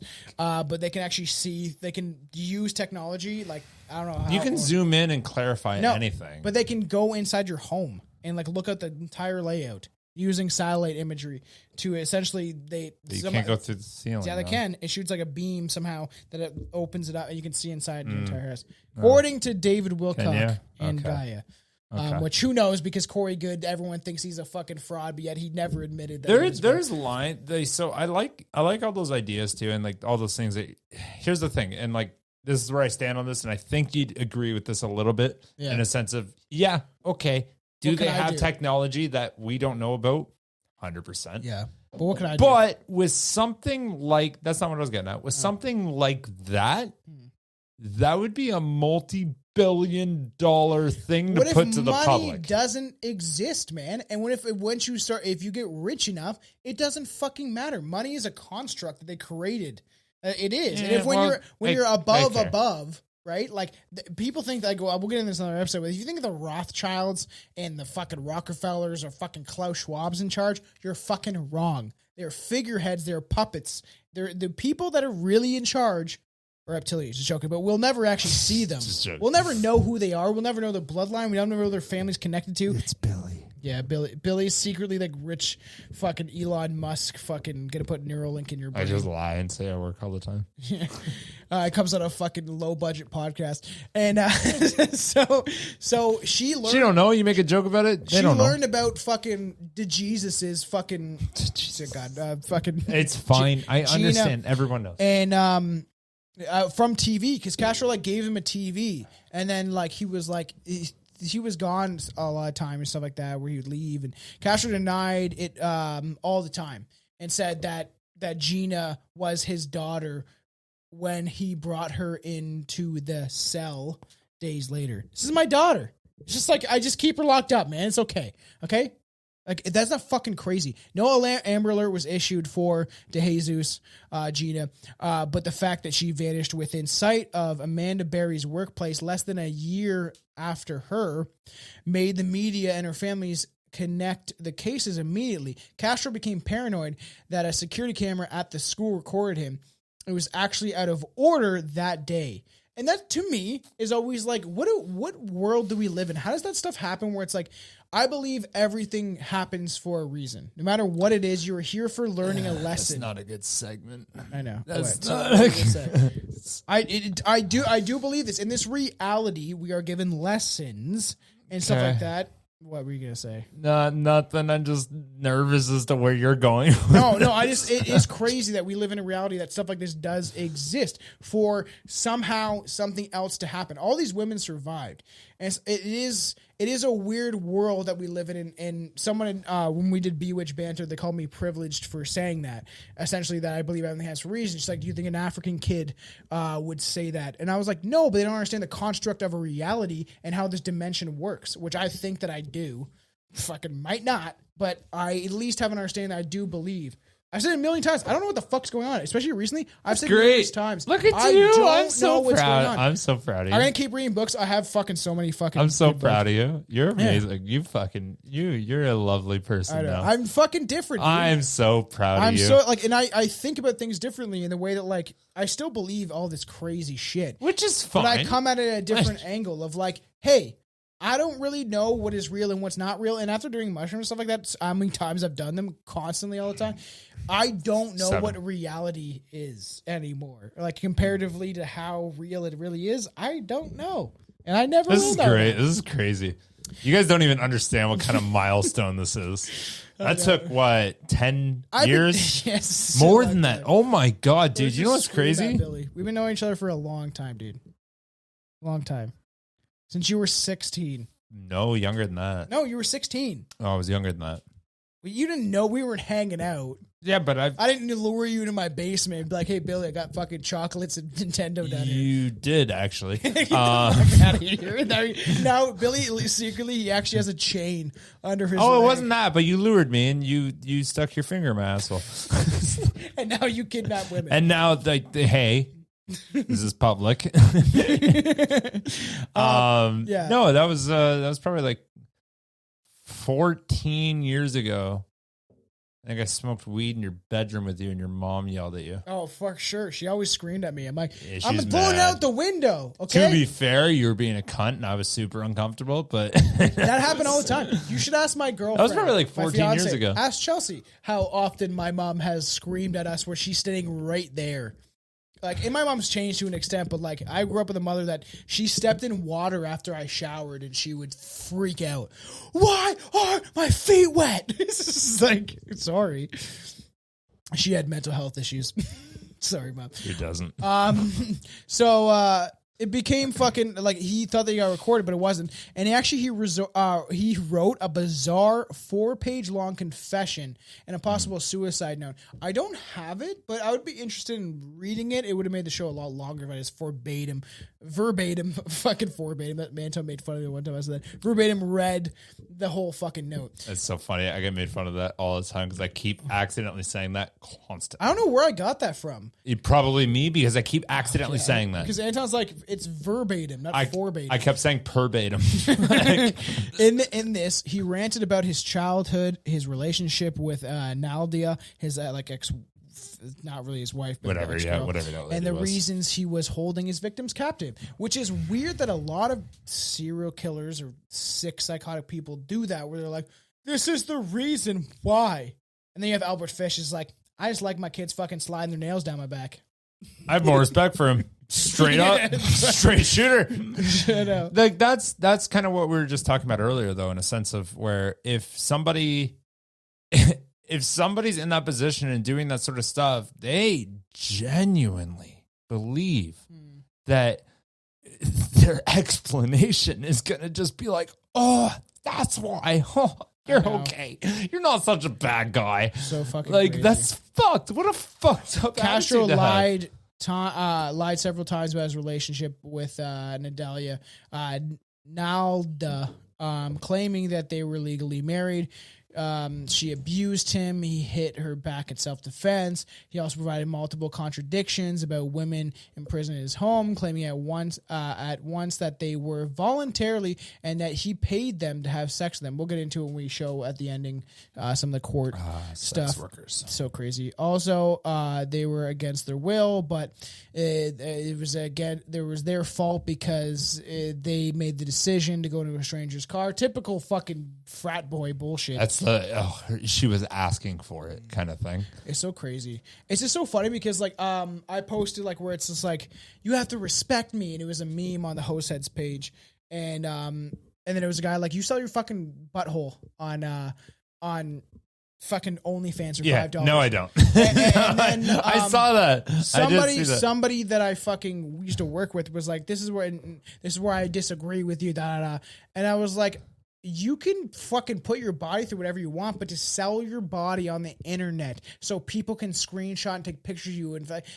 I've done weird shit in my past, but I'm saying like that there is an issue there of the society wouldn't be like that. OnlyFans wouldn't exist in a different society that didn't have mental fucking health issues, where it's like, now it's just like a woman feels no self-worth, so she's like, I'm going to parade my naked body on the fucking internet. So there's two sides of that, and I agree with both of them. If you're a super smart person, like ridiculously in touch with just being like, I want to get ahead in life, and I don't give a fuck who sees me. Like, dude, like honestly, just jealous. It's like, I've said it 1,000. I've said it 1,000 times. If I was a girl, I'd probably be a stripper. Yeah. Probably. Because I'm like, no, I don't give a fuck Billy that has guy no just self-worth. jerked off to me. Like, I don't give a fuck. Who the fuck cares? I'm never going to see him again.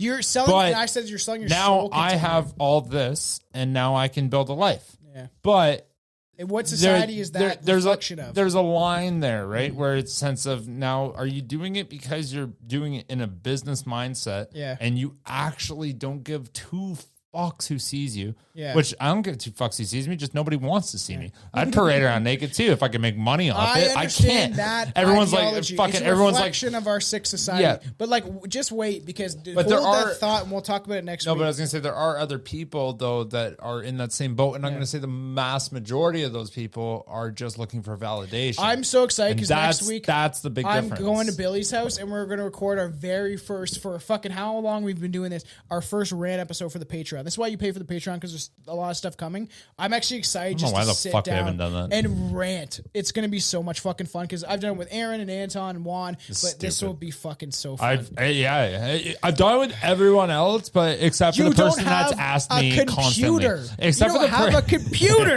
Get a computer. You I have a piece of computer. shit. You just don't like it. It doesn't work.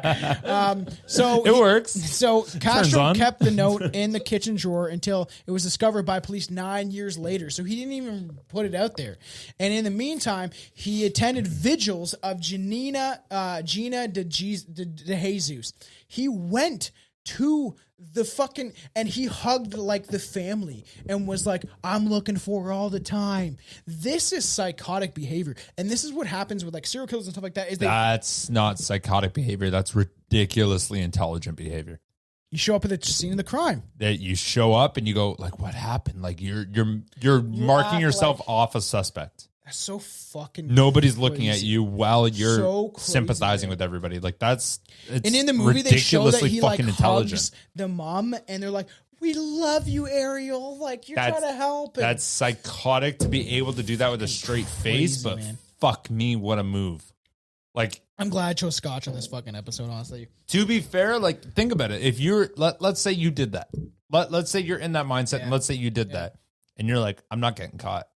Like, I'm already this deep. Like, this is what I'm doing. And you're that deep. Mindset. Like, you're like, okay, and this is what I need to do. I need to like write myself off as a suspect. Yeah, Nobody can know. Crazy. I thought you'd be interested about this case because it is so nuts how the intricacies of like He's not a dumb person. fucking looks dumb. Most of the time, they're fucking stupid. He offered his support to her family, posted missing flyers. When asked about the note, he claimed that he kept it because he believed it showed his innocence. You fucking psycho. In the time around that Gina was abducted, Castro became obsessed with resuming contact with his own teenage daughters.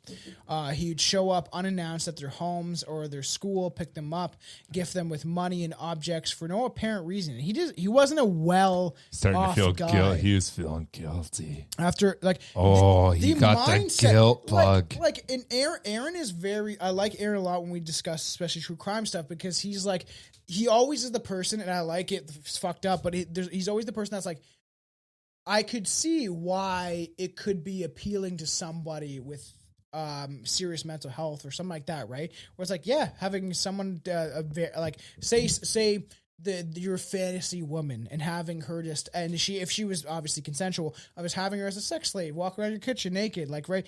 And then you see these people that have that sick mind that they think that these people want to do this because Ariel Castro kind of had that, and that's why I do want to do. And it's because the time difference. Because you can clearly tell by what he writes and like his confidence going into it, being like, no, like I'm not a monster. I'm trying to get me, Aaron, and Billy on an episode for the first time because we obviously all four of us will come as a big thing too. But that's a big load. It would be. It would be interesting to. I didn't contribute. See. I shot blanks. Jesus Christ! see you and Aaron kind of correspond with each other when it comes to episodes. Cause, I did. Okay, whatever. After unsuccessfully trying to convince his ex-girlfriend to leave Fernando to return to him, he's like, I got everything, man. I got this really shitty house that he kept in like horrible, poor conditions. It's not that bad. Oh, you should see the inside. Oh, bro. buddy. I'll show you the inside. I feel so bad for these poor girls. That guy he doesn't have. Look at how shitty. Do you know what I'm staring at? What? He doesn't have an attic. He's got no insulation in there. I see all. He doesn't have an attic, buddy. Yeah. Those rooms upstairs, those are fucking... That's a different house. It's from the show. It is a different house. Okay. Look at the window at the top. That's a walk-in. That's a loft. Yes, they had to finesse it for the movie. They should have put the same house. So it's so crazy. Stupid. Man. I don't even want to watch the movie now. So Castro Unaccurate. convinced his two daughters to claim that Fernando abducted and fingered them in the vagina as a virginity test. Oh, I'm sorry. Where else did he finger them? In the butthole. He fingered them in the ear? No, but like this is crazy. So he tried to convince his two daughters to convince them that his baby moms that like the daughter, whatever. He tried to convince his daughters to say that his wife's new or ex-wife or ex-girlfriends, essentially, fucking mother to his kids, that he fucking did like it's crazy. The things that these guys do. Okay, I'm sorry. Can you repeat that sentence? You're fucking all over the place. I know because it boggles my mind that he's like cool. Okay, so carry on. Start from the beginning and slow down. Essentially, he's like, yeah, tell the cops or somebody or that Fernando tried to finger you because he wanted to see if you're really a virgin. And it's just like, I couldn't imagine what his daughters think now or after the fact when they learned about all this stuff because he had 5 kids. Yeah. Crazy that he's like, and then it's like, oh, makes sense why dad was trying to gaslight fucking his fucking ex-girlfriend's fucking new boyfriend. Oh, so crazy, man. Despite the absence of the material. Okay, there we go. Oh my God, that last sentence. Finally, now you actually just. Sorry. Your mind's gone, but now everyone's got that now. So sorry, let me reiterate that. He wanted his ex, her current boyfriend, to get thrown in jail by saying, telling his daughters that I kind of made that abundantly clear. No, you didn't. Oh my fucking God, no, you didn't. My brain's like, like the fucking Pong thing, and then it goes really fast. I understand, and I'm listening, and I don't understand. Despite the absence of material evidence, Nalda and Ariel Castro Jr.'s testimony in favor of Fernando and multiple actual. Oh, did they do it? No, seems like he kind of convinced them, but Fernando was found guilty of 4 counts of sexual abuse and sentenced to a few months in probation and was forced to register as a sex offender. He fingered his stepdaughters and he only got a few months of probation. Castro convinced his own daughters to say this against Fernando. I understand. Even though that's probably not true. But he got convicted of it and the punishment was 4 months probation. Yeah. 4 months. You're not in jail. Don't worry about it. You got 4 months. Hang tight. Here, was he on house arrest at least, for fuck's sakes? Stuff like this when I was younger in like youth jail and stuff like that. I've heard That's about nothing. things. A guy that I heard about, I'm not going to go into detail of this because I grew up in a fucked up environment going in and out of jail and stuff like that, is that this guy like videotaped his kids and had cameras everywhere and they gave him like nothing. Like probation and go to this meeting. It's fucked up, man. We live in a fucked up world. And it's gonna like the fucking everything's upside down. That's the whole point of what the reptilians do. It's joking, but fucking drink to that. As a result, Fernando lost his job. It's more on mushrooms now than reptilian. He entered the relationship with Nalda. Fernando, I'm sorry if I'm mispronouncing her name. It's fucking whatever. Everyone understands. Fernando later tried to get the verdict overturned in 2015, but was denied, which is crazy because it's all this thing, right? Where it's just like super recent. It's literally 7 years ago. Having failed his plan to resume his marriage with Nalida, Castro told his prisoners that Amanda Berry was his new wife and began raping her. Michelle Knight and Gina DeJesus in the backyard rather than inside the house. This is crazy. So he told them, Michelle Knight and Gina DeJesus, that Amanda Berry was now his wife. Okay. And he would take the other two out of the house in some weird, like, it's not in the house, so it's not real bullshit. And he would rape them outside of the house while he was supposedly, he's like, you don't need to see this, Amanda. You don't need to see this.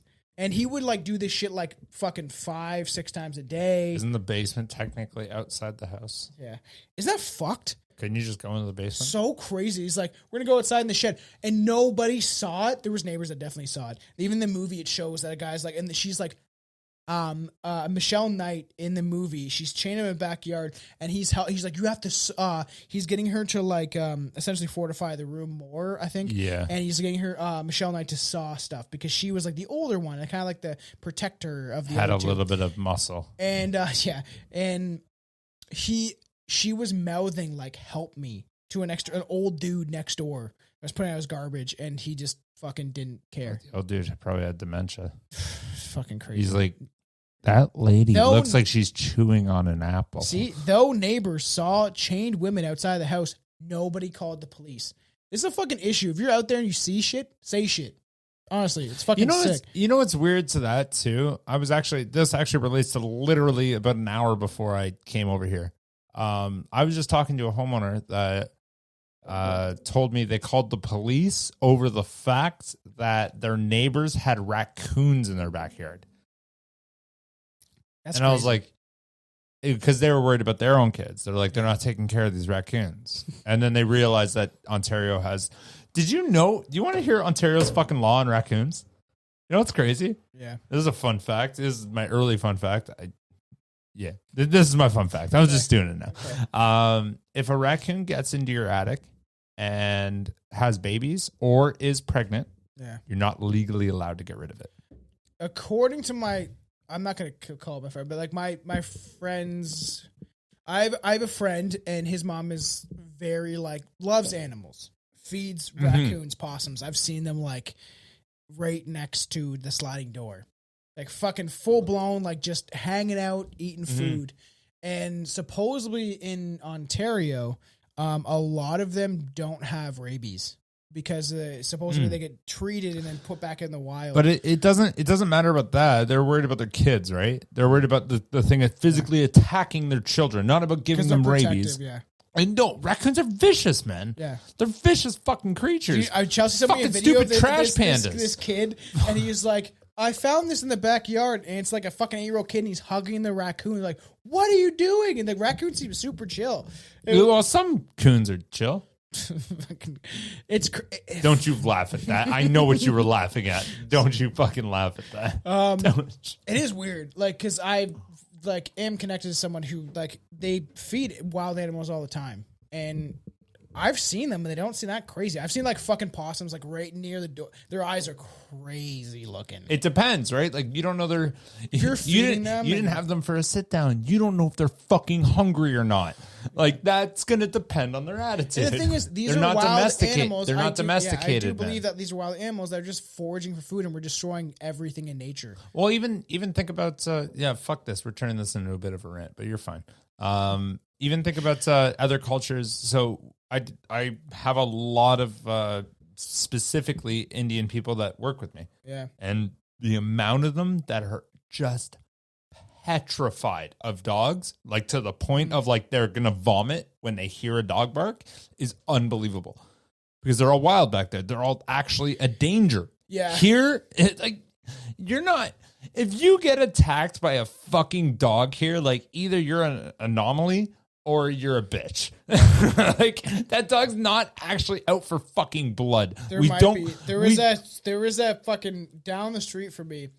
I understand the stories. I got chased. When I was a kid, I just told Chelsea this. Yes. I got chased by a fucking little dog, and he bit my fucking hand. Okay, well, actually, let me rephrase that. Little dogs are cunts. Yeah, the big dogs, honestly, man, Yeah, I even think about when I got attacked by a dog. I got attacked by a Rottweiler when I was a kid. I'm replaying that whole situation. I don't think the dog was Billy tried attacking to me. rape the dog. I don't think the dog was attacking me. I think it just saw me, and then I started running, and it got excited. Yeah, that's and it just jumped on me. And then some kid came up behind it and punched it in the fucking nose. Another thing about Vinny Paz is he has a song about fucking you got one up. No worries. Whatever. But he says what's the difference between a frog or a rat? Would you see the difference between a dog or a cat? Because in some cultures they worship some of these animals that we eat and abuse, and there's a lot of issues when it comes to how we treat animals and the food market and the jaded people that work in these fucking farm factory bullshit. There's a lot of issues, and eventually we'll come on the show because I want to discuss everything that I think. So eventually it's going to come. We're going to talk about the industry of the meat industry. Right, well, I could carry on this, and you could too. So let's just get back to the fucking get thing. On Patreon episodes because we go off topic because of these things all relate to each other in some strange way. But essentially, people saw him, never called the police. Then Amanda Berry eventually became pregnant in 2007. And in contrast to Knight, who was forced to miscarry 5 times through violence, poisoning, and starvation. So they're even in the point. There's a show in the movie. There's a part of the movie where Michelle Knight gets pregnant numerous times, and he fucking kills the baby. There's one point, and we'll get into it. It's later, we can't be having where he's nobody wants your fucking ugly baby, and he fucking punches him in the stomach with a fucking weight because he didn't find Michelle Knight as attractive as the others, so he punched her in the stomach. He would poison her, starve her to kill the baby, because this douche doesn't want to use condoms, because he's fucking you use condoms anyways, but could just this was while Amanda was pregnant, that he was also accidentally impregnating Michelle Knight. Castro retained from raping Amanda Berry and improved her meals and ensured the pregnancy was carried to full term. He's Amanda was the one that he adored and wanted to, the one with the eyebrow piercing, wanted to have a life with, a kid with in a family. Which is weird in a sense when he got her, she was actually the youngest. Yes. And he would say this, where he brought them all down for a meal when she got pregnant, and he's like, she's pregnant, da-da-da. This is what I wanted. I wanted a family. It's so fucking crazy. And so fucking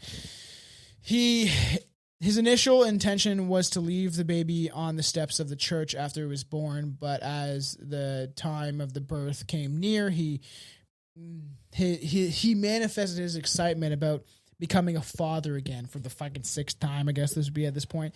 When Amanda went into labor on Christmas Day, he took her and Knight to a children's inflatable pool in the basement. Which I do. Home birth. I think this is Poor fucking girl, man. horrible, but I do think home births are appropriate in some days in today's society when they try to enforce injections into fucking people. I don't need it. Dude, people don't want to feel that pain, man. I get it. It's fucking I've done this for horrible. thousands of years, but I'm not a fucking woman. I can't say anything. I agree with them. But I wait, don't want my can I- fucking penis splitting open. Can I without painkillers? Can I not have kids? I'm a man, right? Men can have kids, right? Today's society, anyone can have a kid. Okay.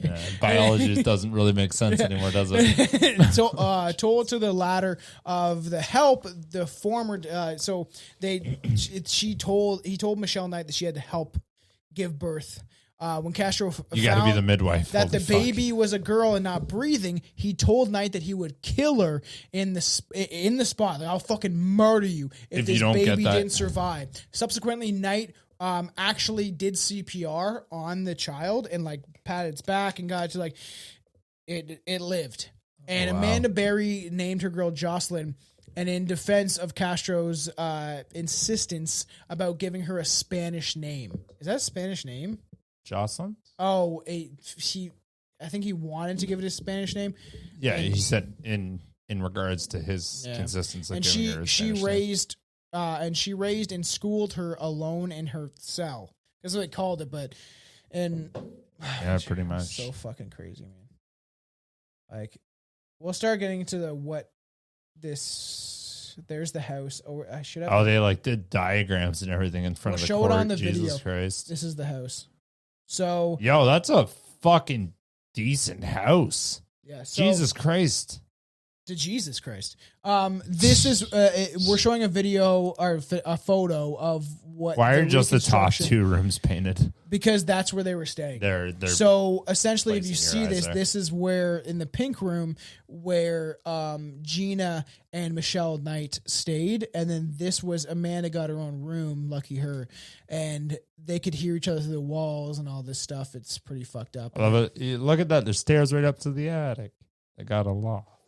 Why didn't anyone go in the loft? I don't know. It was too hot in the summer. Sure. The only help provided by Castro was to allow Amanda Berry out of her chains and giving some old toys. The baby clothes were cut and sewn out of old clothes by the 3 captives. So fucking crazy, man. So Fuck. let's get into modus operandi. So Castro's abductions followed Sorry. the MO. Oh, okay. Castro's abductions follow a strict script. All his victims were women between 14 and 21. All of them And the short 21 was accident. But all of anyways. them short-statured with large breasts. He's a booby man. Got you. Yeah, I get it. But do I? Oh my fucking god! Who Can't knew- say I get it. Who knew at least one of the victims? Who knew at least one of his children? Well, all the victims at least knew one of his kids, which is crazy. But Or not him. heard of, But not I him guess. personally. He offered them a lift in one of his vehicles, which he had been. There had been an alternative, so he could use an open driver's seat from the inside. So, in his truck, you couldn't open the driver's seat from the inside. He's He's like, like, no, I gotta get that figure. Like fixed. I I figured. gotta get that fixed. I gotta get that He's got the fixed. fucking child locks on, you dummy. He purposely had it broke it so you couldn't open it from the outside. Why wouldn't you just put Or the from child the lock inside. on? There's a flick right there. You can It's just the turn it 80s. They on. didn't have child It's super locks, easy. man.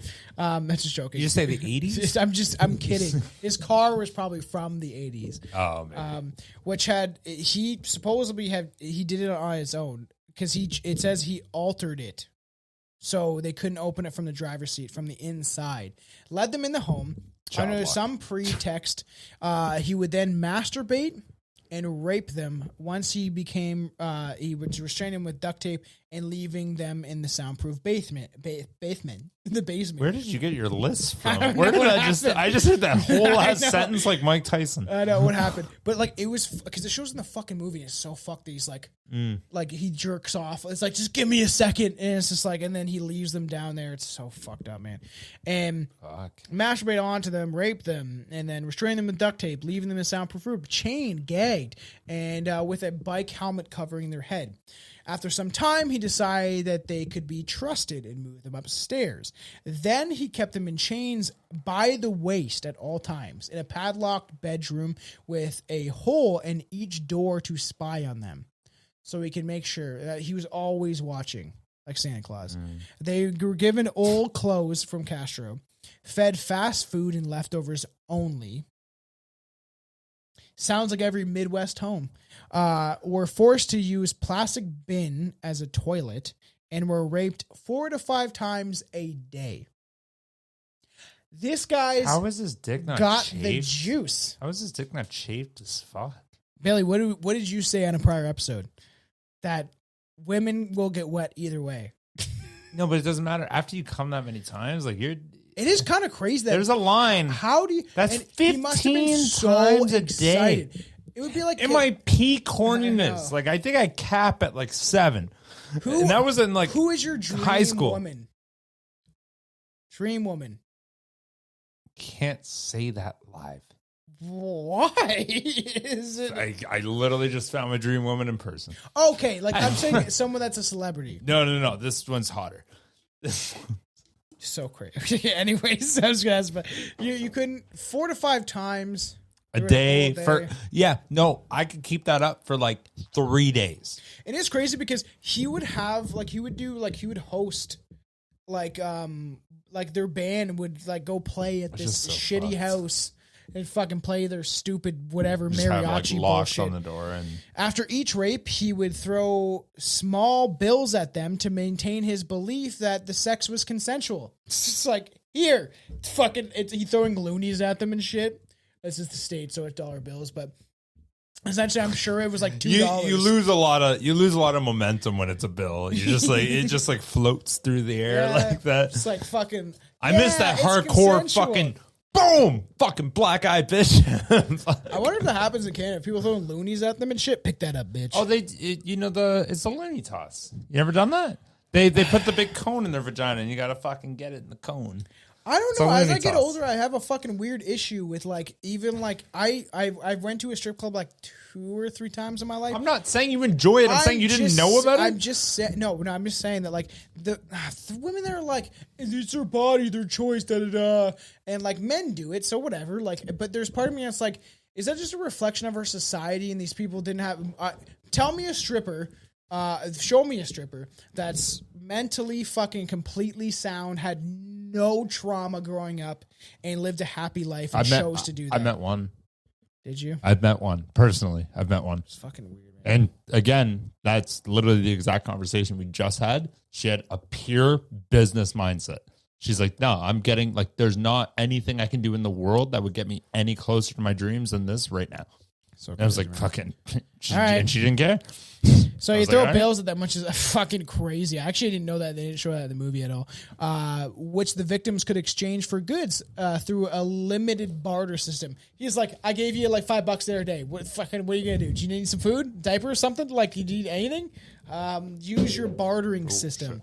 Castro often pretended to leave and wait outside the house to discourage them from escaping. Whenever he was not in the house or whenever he had visitors, he would play loud music on the radio and make sure, in the movie it showed like a CD that he'd constantly play, that nobody would hear them.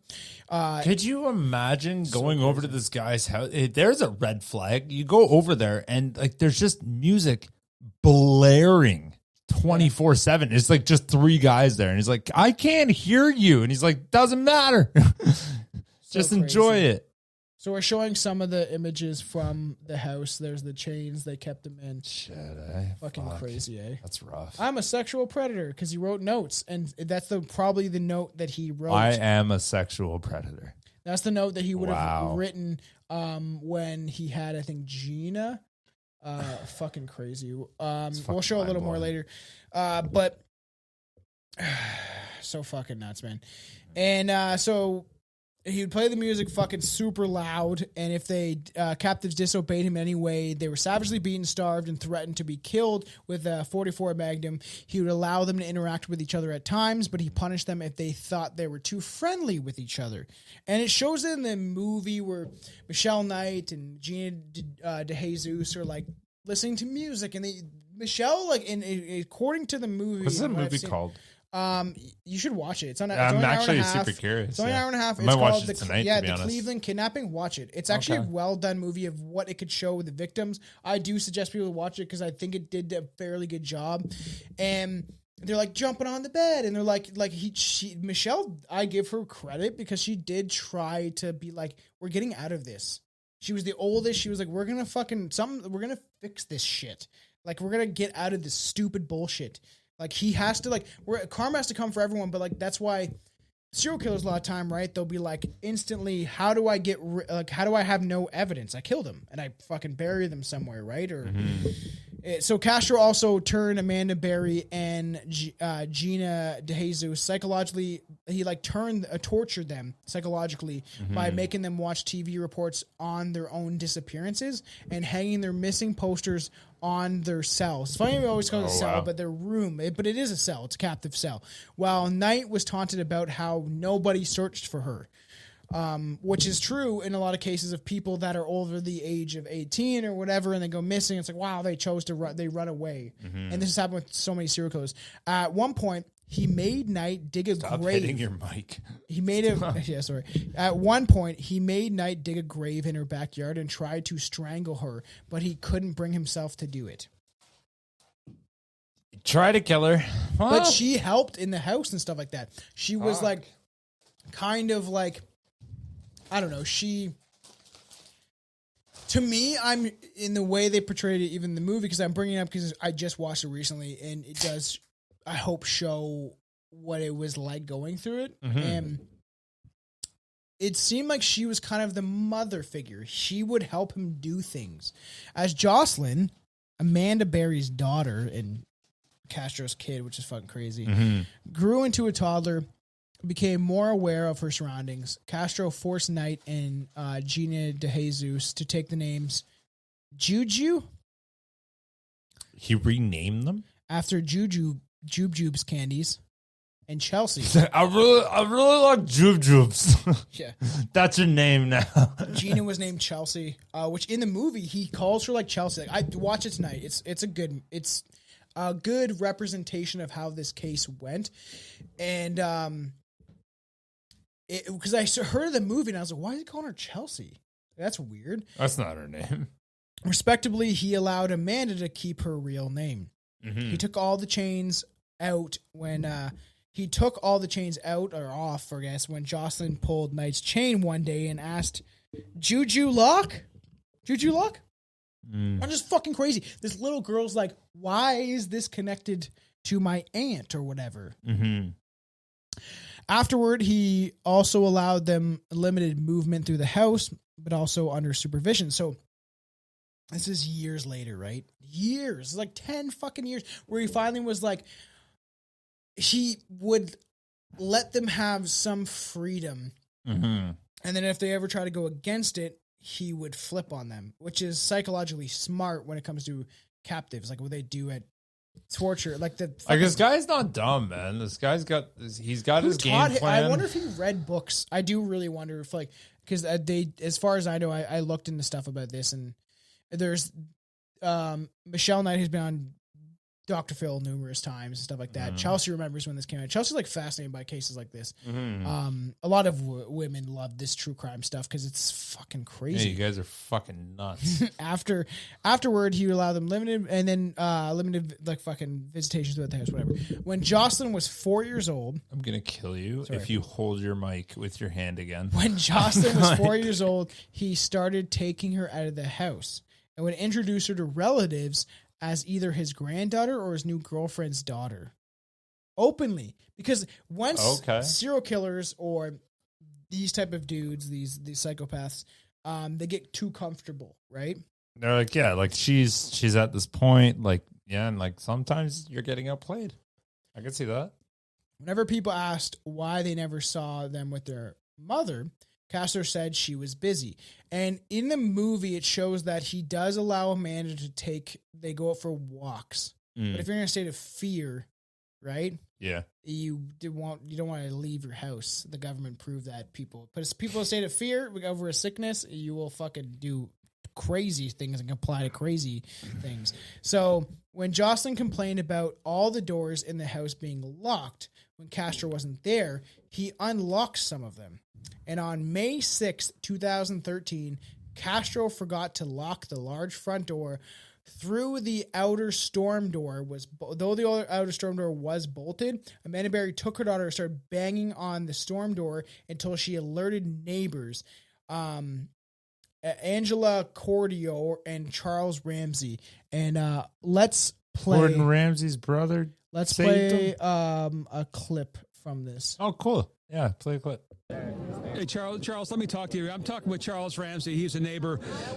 Walk me through again what happened this afternoon. You heard screaming. Heard screaming. I meet my McDonald's. I come outside. I see this girl going nuts, trying to get out of the house. So I go on the porch. I go on the porch, and she says, "Help me get out. I've been in here a long time." So I figured it's a domestic violence dispute. So I open the door, and we can't get in that way because how the door is, it's so much that a body can't fit through, only your hand. So we kick the bottom, and she comes out with the little girl, and she says, "Call 911. My name is Amanda Berry." Did you know who that was when she said that? When she told me, it didn't register until I got to calling 911, and I'm like, I'm calling the 911 for Amanda Berry. I thought this girl was dead. You know what I mean? And she got on the phone and she said, "Yes, this is me." And the detective Cook, right here, Detective Gregory Cook says, "Charles, do you know who you rescued?" I said, He got sketched out. about 5. We're good. So about 5 minutes after the police got here, see, the girl Amanda told the police, "I ain't just the only ones. It's some more girls up in that house." So they went up there, 30, 40 deep, and when they came out was just astonishing because I thought they were going to come up with nothing. I figured, whoever she was, and like I say, my neighbor, you got some big testicles to pull this off, bro, because we see this dude every day. Every day. How long have you lived here? I've been here a year. Okay. You see where I'm coming from? Right. I barbecue with this dude. We eat ribs and whatnot and listen to salsa music. You see where I'm coming from? And you had no. Love that dude. He's Wow. like, this guy's got some big ass fucking testicles to fucking pull this shit off. It's fucking crazy. This case is nuts because it's just your neighbor, someone next door. So when she tries to go through the door, it's That's still impressive. like locked. And Yeah. good for him. Because this Charles guy, he was the one that first was like, what the fuck is happening? Just happens to be right there, right then. And, Could you imagine if he wasn't? That could have been another. I know.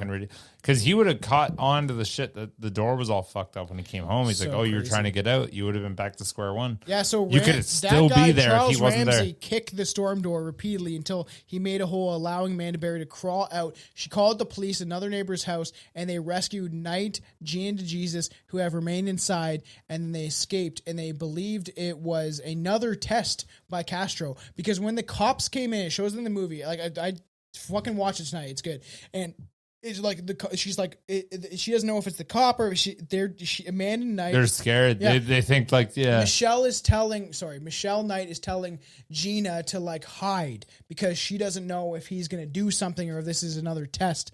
Let's show another clip before we get into the ending of this. Cleveland, where those 3 young women are marking this holiday free for the first time in a decade. And tonight here, 2 major headlines in this case. First, dramatic new video unearthed from the moment police arrived after getting that 911 call that day. There they are at the front door, rushing to the scene. Across the street, you can actually see Amanda Berry holding her 6-year-old daughter just minutes after making that brave call. And tonight we're hearing from Ariel Castro's 2 brothers who were arrested and then freed. So many asking, what did they know? ABC's Alex Perez in Cleveland again tonight. Our first glimpse at those tense moments when Cleveland police pried open the front door of Ariel Castro's home, freeing Gina DeJesus and Michelle Knight. Finally. The rescue caught on cell phone video by Ashley Colon and Jasmina Baldrick when they noticed a commotion and pulled over. Police, detectives, ambulance came out of nowhere. It all unfolds just moments after Amanda Berry and her 6-year-old daughter escaped and ran across the street. It gives me chills because, like, that is like 10 years almost of like being captive, like being captives to this fucking psychopath. So Knight, these poor fucking girls. I know. Man. Michelle Knight, Amanda Berry, and Gina DeJesus and Jocelyn were all hospitalized at the Metro Health Medical Center.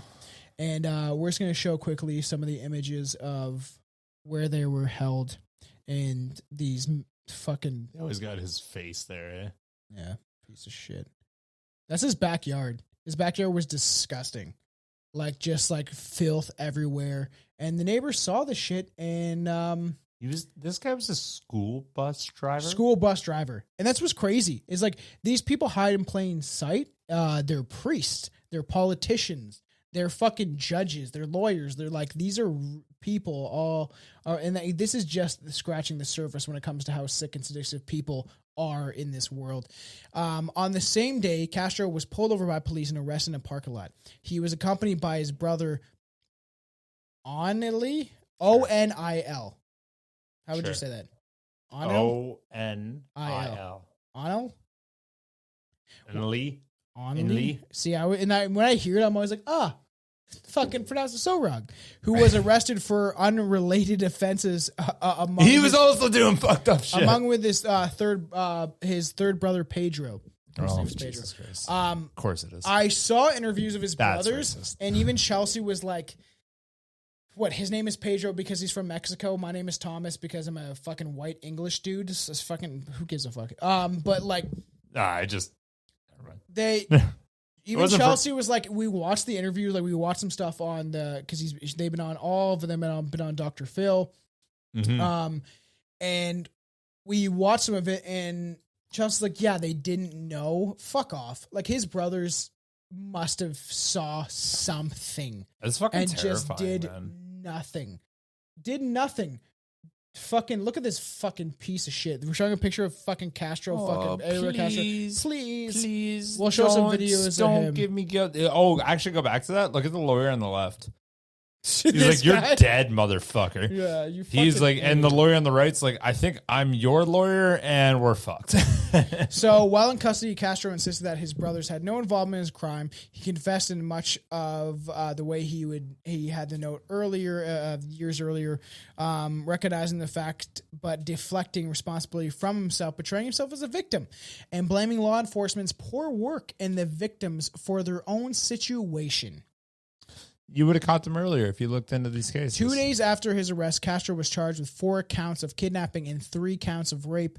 And by June 7th, this... you only get 3 counts of rape if you do it to 3 people for 10 years? I guess so. I don't know. Law enforcement's fucked, man. The justice was fucking up. Wow. Hey. How long did he get? How long did he get? People may not like Andrew Tate, but they tried to arrest... I'm saying, just leave it alone. I know. I was saying they tried to arrest him for whatever, right? But no, for whatever, child trafficking or sex trafficking. But hey, nobody from Ghislaine Maxwell, nobody's arrested. Nobody. Not one person. Like Joe Rogan said, she is the only person that has been convicted of sex trafficking to nobody. They have the list. And that's what I'm saying for everyone out there. You have to be aware that this stuff is happening on our earth, and these people in power, just like fucking Trudeau or fucking Biden and his son and everybody else, they're all connected. This is all a big game. It's all a fucking pawn. I want people to be aware that this stuff is happening all the time. This guy is a fucking surface level of what actually happens on earth and how many people actually do go missing and the fucking sick shit that happens in this fucking world. So it is crazy. So Castro's lawyer eventually encouraged him to take a guilty plea to avoid the death penalty, which in Ohio, it was supposed to be, it was a miscarriage of justice. But let's get into a couple of his quotes. This is fucked. His quotes. during his trial. Despite the 937 counts against him, Ariel Castro was defiant, almost rebellious in court, claiming he never beat or tortured the 3 women he held captive for a decade. I'm not a monster. I'm a normal person. I am just sick. I have an addiction. Just like an alcoholic has an addiction. An addiction to sex, Castro said, the result, he claimed, of having been a victim himself of sex acts as a child. In one of the more breathtaking moments at his sentencing, the man who pleaded guilty to multiple counts of rape said this about his victims.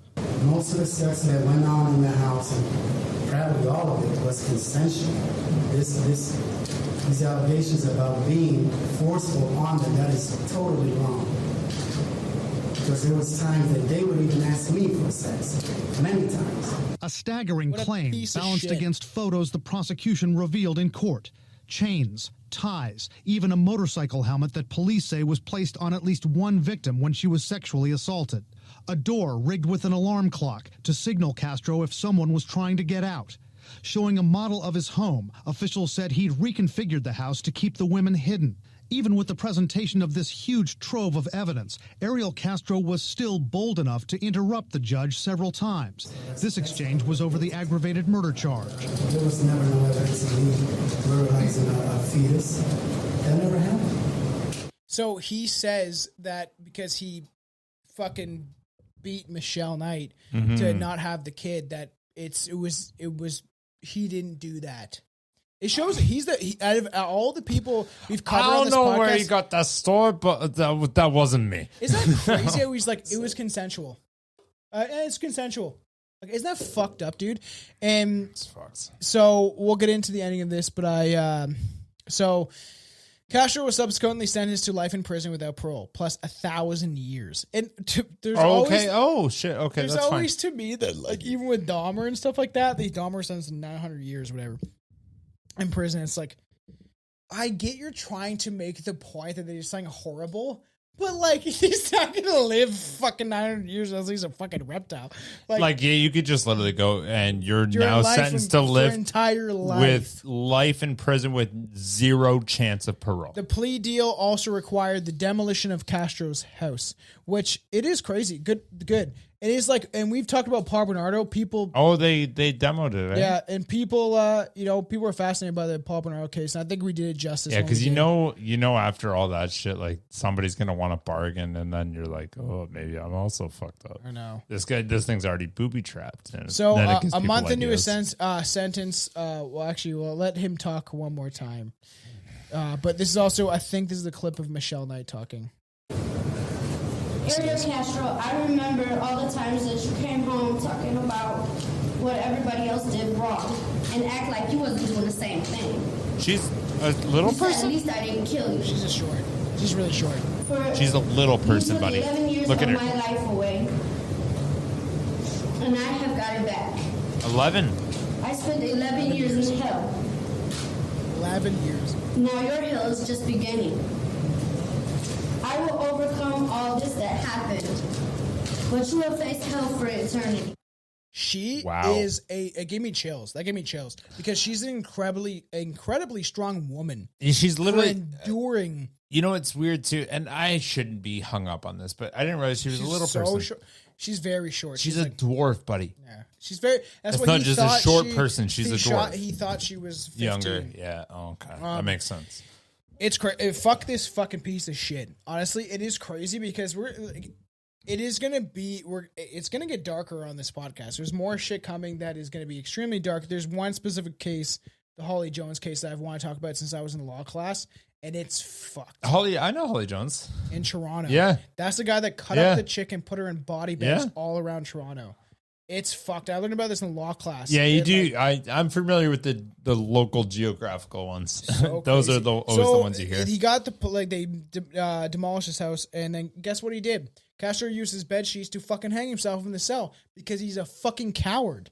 Because he can't face reality. And these people, I always wonder, because I'm a conspiracy mind person, I believe in spirituality, I read so many books all the fucking time, and I always wonder where these people go. I hope they can find their hearts to forgive me, because we had a lot of harmony going on in that home. Castro at his trial. The bottom line is I am a sexual predator who needs help, but I don't bother to get it. Another quote by this piece of shit. In 2005, the FBI released a sketch and description of the suspect of Gina DeJesus' disappearance, identifying him as a Latino aged 25 to 35, 5'10", and 165 to 185 pounds with green eyes, a goatee, and possible pencil-thin beard. Okay. Sounds like a fucking douchebag. Fucking Castro actually was 45 at the time, 5'7", and he had brown eyes. It, to me, shows how the cops in so many cases have nothing right. And it bothers me that you get paid all this money. My fucking uncle was a cop who essentially got fucking I've talked about this slightly before, but like I'm not going to mention his name, stuff like that. I probably have actually on prior episodes. But like that, he was a lieutenant of Toronto, and he got fucking charged with harassment for harassing. My aunt's dead now. My aunt's dead because like she drank too much. She got a tumor. She killed herself slowly with alcohol because my uncle abused her in some ways, and he left my aunt for her best friend.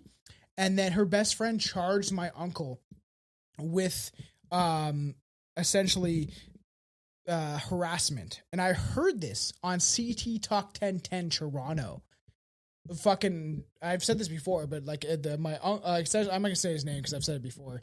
But and he still is like he's a father to my cousin, and he hated me when I was a kid, but the thing is, there's a fucking issue with all of this stuff. And I think it's relevant to talk about it. I think we probably one of our best episodes when it comes to true crime, because I think that this is relevant, that this shit's fucked up. I'm sad now.